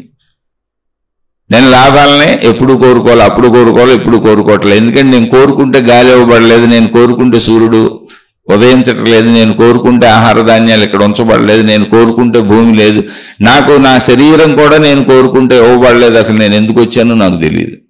నా శరీరం దాని అంతటా అది పెరుగుతుంది, దాని అంతటా అది తరుగుతుంది, దాని అంతటా అది ప్రయాణించుకుంటూ వెళ్ళిపోతుంది. నేను కోరుకుంటే నా శరీరంలో కన్ను చూసేలా పెట్టబడలేదు, చెవి వినేలా పెట్టబడలేదు, ముక్కు వాసన చూసేలా పెట్టబడలేదు, నాలుక రుచి తెలిసేలా పెట్టబడలేదు. స్త్రీ పురుష శారీరక అవయవాల్లో అద్భుతమైనటువంటి సుఖం ఏది ఉందో, మహదానందకరమైనటువంటి శారీరక సుఖం ఏది ఉందో అది నేను అడిగితే ఇవ్వబడలేదు. అన్నీ వాటంతటా ఉంచబడినాయి, అక్కడ ఉన్నాయి. ఆ ఉన్న వాటిని అనుభవిస్తూ కోరుకుంటున్నాను నేను, అంతే తప్ప నేను కోరుకుంటే ఇవ్వబడలేదు. ఇప్పుడు చూడండి, ఉన్న వాటిని అనుభవిస్తూ పదే పదే కోరుకుంటున్నా ఎంత పిచ్చోడిని నేను, ఎంత మూర్ఖుడిని నేను, ఎంత అజ్ఞాని నేను, ఎంత మాయలో ఉన్నాను నేను. ఆల్రెడీ ఇవ్వబడినవేవి, ఉంచబడినవేవి, అందులో కోరికలు పెంచుకుంటున్నాను నేను. అసలు అవి పెట్టబడిపోతే కోరిక లేదుగా, రాయికి ఒక కోరిక లేదు, రాయికి ఏ కోరిక లేదు, చెట్టుకు మనకొన్న కోరిక ఉండదు, జంతువులకి మనకొన్నది ఉండదు, ఇంకోలా ఉంటుంది. అసలు రాళ్ళకైతే ఏమీ లేదు, అక్కడ పడి ఉంటాయి. నాకు ఇవ్వబడినటువంటి అనుభవాలలో, అనుభూతులలో, నాకు కూర్చబడిన అద్భుతమైన శరీరంలో, ఆ శరీరంలో పెట్టబడినటువంటి అద్భుతమైన సుఖాలను అనుభవిస్తూ వీటిని అనుభవించమని సృష్టి నాకు ఇస్తే, శరీరంలో ఇంద్రియాలు ఇచ్చి ఇంద్రియాలకు బయట మళ్ళీ అన్ని ఏర్పాట్లు చేసి సృష్టి అనుభవించమంటే అనుభవిస్తున్న వాటిని కోరుకుంటూ తప్పులు చేస్తున్నా. నేను ఎంత మూర్ఖున్నా చూడండి. ఇంకా ఎక్కువ అనుభవాలు కావాలని కోరుకుంటున్నా, దానికి మొక్కుకుంటున్నా, దానికి దేవుళ్ళు గురువులు అని వాళ్ళ చుట్టూ తిరుగుతున్నా. అరే అవన్నీ ఇవ్వబడినాయి, అవన్నీ ఇవ్వబడినాయి అయినప్పుడు నీకేం అవసరం, అవన్నీ ఇవ్వబడతాయి. నీ స్వప్రయత్నంతో చేసుకుని తృప్తిగా ఉండు. ఇవ్వబడినవి అన్నీ ఇవ్వబడతాయి. ఇవ్వబడనవి అంటే మనం 5 రకాలుగానే అనుభవించగలం. 6వ ఇంద్రియం మనకు లేదు, ఇవ్వబడలేదు కాబట్టి అది ఎప్పటికీ నీకు తెలియదు, ఇవ్వబడదు. అది అర్థమైన మన మహాత్ముడే రమణ భగవానులు చెప్పినటువంటి సూక్తి సత్యము. ఆయన అనుభవ సత్యము ఏంటి అంటే, జరగవలసింది జరిగే తీరును ఎవరు ఆపలేరు, జరగకూడదు జరగనే జరగదు ఎవరు జరపలేరు. సింపుల్. అంటే ఇదే ఆత్మజ్ఞాన చదువులు, ఆధ్యాత్మిక చదువులు హైయెస్ట్కి వెళ్ళిపోతే ఈ సత్యం అర్థం అవుద్ది. ఈ లోపల నువ్వు ఎవరో ఏదో చేస్తారని వాళ్ళ వెనక తిరుగుతానండి, తిరుగు, నాకు ఎటువంటి అభ్యంతరం లేదు. నాకేం అభ్యంతరం అసలు, నేను కూడా అలా తిరిగి వచ్చాక. నేను అసలు 35-40 ఏళ్ల ప్రయాణంలో నేను అలాగే తిరిగే 30 ఏళ్ళు కాబట్టి నాకు అర్థమైందంటున్నా. మీరు కూడా తిరిగితే తిరిగి రండి, ఏముంది అందులో, తప్పే ఉంది. కానీ అలా తిరుగుతున్నప్పుడు మనకు మహిమలు చేసి, మనకు మాయలు చేసి, మనల్ని రక్షించేటువంటి మన మత పెద్దలు, మన మత గురువులు అది రక్షిస్తామని చెబుతున్న వాళ్ళు ఎవరుంటే వాళ్ళందరికీ వర్తించదు. జ్ఞానం చెప్పేవాళ్ళకి అసలు వర్తించదు. నిన్ను మహిమల్లో మాయలని ఎండమావుల్లో ముంచే వాళ్ళ గురించి, నీ దగ్గర డబ్బులు తీసుకుని సేవలు తీసుకునే వాళ్ళ గురించి చెబుతుంది. అలాంటి వాళ్ళ వ్యక్తిగతాన్ని చూడు, వాళ్ళ శారీరక ఇబ్బందులు చూడు, వాళ్ళ శరీరం ఎలా సాగుతుందో చూడు, వాళ్ళకి చుట్టూ ఉన్న సమాజం నుంచి వస్తున్న ఇబ్బందులు చూడు, వాళ్ళు ఎన్ని బాధలు పడుతున్నారో చూడు, వాళ్ళ మానసిక స్థితిగతులు గమనించు, వాళ్ళ కుటుంబిక పరిస్థితులు గమనించు. వాళ్ళకి బంధువర్గం ఉంటారుగా, వాళ్ళకి తల్లిదండ్రులు, ఒక మనిషి ఇక్కడ పుట్టాడంటే తల్లిదండ్రులు ఉంటారుగా, ఆ పుట్టిన మనిషికి తల్లిదండ్రులతో పాటు అన్నదమ్ములు, అక్క చెల్లెళ్ళు ఉంటారుగా. ఒకళ్ళు వివాహం చేసుకుంటే వాళ్ళకి భార్యాభర్తలు, జీవిత భాగస్వామి, పిల్లలు ఉంటారుగా. మరి వాళ్ళ జీవితాలు ఎలా ఉన్నాయో చూడు, వాళ్ళ బంధువర్గాన్ని వీళ్ళు రక్షించేశారేమో చూడు, వీళ్ళందరినీ రక్షించేయగలరేమో, ఆ దేవుడు గుసగుసలాడుతున్నారు కదా వీళ్ళ చెవుల్లో చూడు. అప్పుడు నీకే అర్థమవుద్ది. వాళ్ళు శిథిలం అయిపోతున్నారు, వాళ్ళ చుట్టూ ఉన్న కుటుంబాలు నాశనం అయిపోయినాయి, వాళ్ళ సొంత కుటుంబాలే నాశనం అయిపోయినాయి, వాళ్ళు కూడా ఆది వ్యాధులన్నిటితో బాధలు పడుతున్నారనే సత్యం నీకు తెలుస్తుంది. నువ్వెందుకు చూడట్లేదు వాళ్ళని, అలా ఎందుకు పరిశీలించట్లేదు అంటే, మాయలు మహిమలైన అజ్ఞానపు ముసుగుతో నీకు కళ్ళజోడు పెట్టేశారు వాళ్ళు. నీకు నువ్వు ఇలాగే చూడాలి, ఈ కళ్ళజోడులంచే చూడు అని ఒక కళ్ళజోడు నీకు తగిలిచ్చారు. అదే మాయలు మహిమలనే అజ్ఞానపు మిథ్యా భ్రమ కళ్ళజోడు. అందులో నీకు ఎప్పుడు ఎండమావులే కనపడతాయి. వాళ్ళు ఎప్పుడు నీకు అద్భుతమూర్తులుగా కనపడతారు. ఆ కళ్ళజోడు తగిలిచ్చారు నీకు వాళ్ళు. నువ్వు ఆ కళ్ళజోడు పెట్టుకొని తిరుగుతున్నావు, నేను ఇది వదలను, నాకు అద్భుతాలు మహిమలు మాయలు బాగున్నాయని కాదు. జ్ఞాన కళ్ళజోడు పెట్టుకో. జ్ఞాన చక్షువు కావాలి అని మొత్తం అన్ని జ్ఞాన గ్రంథాలు చెబుతున్నాయి. జ్ఞాన చక్షువు, జ్ఞాన నేత్రము అని ఒక పేరు ఉంది. జ్ఞానమే నేత్రమని, అంతే తప్ప జ్ఞాన నేత్రం ఒకటి ఉంటుందని కాదు. జ్ఞానమే అసలైన గన్ను. ఆలోచించి చూడండి, ఇలా ఎంతైనా చెప్పుకోవచ్చు. ఈ శీర్షికను ఇక్కడికి ముగిస్తున్నాను. మళ్ళీ ఏమైనా సందేహాలు ఉంటే తప్పకుండా మొహమాట పడకుండా అడగండి. ఎవరు అడగాలి? ఆచరించేవాళ్ళు, ముందుకు సాగేవాళ్ళు, ఈ మార్గంలో సాగుతూ ఆచరిస్తున్న వాళ్ళు అడగండి. ఆచరించకుండా మేము మేమని నమ్ముతున్నాం, మాయలు నమ్ముతున్నాం, మా కళ్ళజోళ్ళు మాయే, మా అద్భుతాలు మాయే, ఇవన్నీ నిజమే, పలానా ఆయన ఇలా చేశారు, పలానా ఆయన అలా చేశారంటే ఆ పలానా ఆయన్ని నువ్వు మనిషిలా చూస్తున్నావు, శరీరంతో చూస్తున్నావు, అందుకని నీకు అది అద్భుతంగా మహిమగా అనిపిస్తుంది. శరీర భావంలో ఉన్నంతకాలం అవి అలాగే ఉంటాయి, కోరికలు ఉన్నంతకాలం అవి అలాగే ఉంటాయి, తప్పుడు పనులు చేస్తున్నంతకాలం అవి అలాగే ఉంటాయి, చెడులో ఉన్నంతకాలం అవి అలాగే కనపడతాయి. మంచిలోకి వస్తే, జ్ఞానం చదువుకుంటే, ఆ చదువులో సాగితే మాయలు మహిమలు లేవు, ఆ ఎండమావులు ఎప్పటికీ నీళ్లు తాగలేము, దాహం తీరదు అని నీకు తెలుస్తుంది. ఇది అనుభవ జ్ఞానం. అంతే తప్ప ఎవరినో వాదించి, ఎవరినో కించిపరిచి, ఎవరినో తక్కువ చేసి, ఎవరినో ఇది కాదు అది అని అట్నుంచి ఇటు తిరగేయటానికో, ఎవరిని తక్కువ చేయడానికో, బాధ పెట్టడానికో, కష్టపెట్టడానికో అస్సలు చెప్పట్లే. కొంతమంది నేను చెప్పేది విని అనుసరిస్తున్నారు. అయ్యా మేము గుణమార్పు చేసుకుంటున్నాం చెప్పండి అంటున్నారు. మాలో గుణమార్పు, స్వభావ మార్పు జరుగుతుంది, మూఢనమ్మకాలు పోతున్నాయి, మూఢత్వం పోతుంది. ఇంతకుముందు మేము ఎలా ఉన్నాం, ఇప్పుడు మేము ఎలా ఉన్నాం, మీ శీర్షికలు వింటూ మేము జ్ఞానంలో ఎలా సాగుతున్నాం అనేది మాకు తెలుస్తుంది అని కామెంట్లో పెడుతున్నారు. అటువంటి వాళ్ళ కోసం మాత్రమే చెబుతున్నాను. అలా అర్థమైన వాళ్ళు, అలా నడుస్తున్న వాళ్ళు దయచేసి కామెంట్లు పెట్టండి. ఎందుకంటే అజ్ఞానంలో ఉన్న నలుగురికి కొంతమంది సుజ్ఞానంలోకి, విజ్ఞానంలోకి, ఆత్మజ్ఞానంలోకి, ఆధ్యాత్మిక చదువులోకి వెళ్ళి చదువుకుంటున్నారని తెలుస్తుంది. అందుకని మంచి వాళ్ళు, అర్థమయ్యి విషయం తెలుసుకుంటున్న వాళ్ళు కామెంట్ పెట్టండి, వేరే వాళ్ళకి ఉపయోగపడుతుంది. నేను చెబుతుంది అర్థమవుతుంది అన్న వాళ్ళకి మాత్రమే. మిగిలిన వాళ్ళు మేము ఆ మార్గాల్లో వెళ్ళిపోండి, అసలు ఈ మార్గంలో ఇది వినబాకండి, అనవసరంగా మీ బుర్రలు పాడు చేసుకోబాకండి. అర్థమైతే వినండి, అర్థమై ఆచరించుకుంటున్న వాళ్ళు సందేహం వస్తే అడగండి, తప్పకుండా చెప్పే ప్రయత్నం చేస్తాను.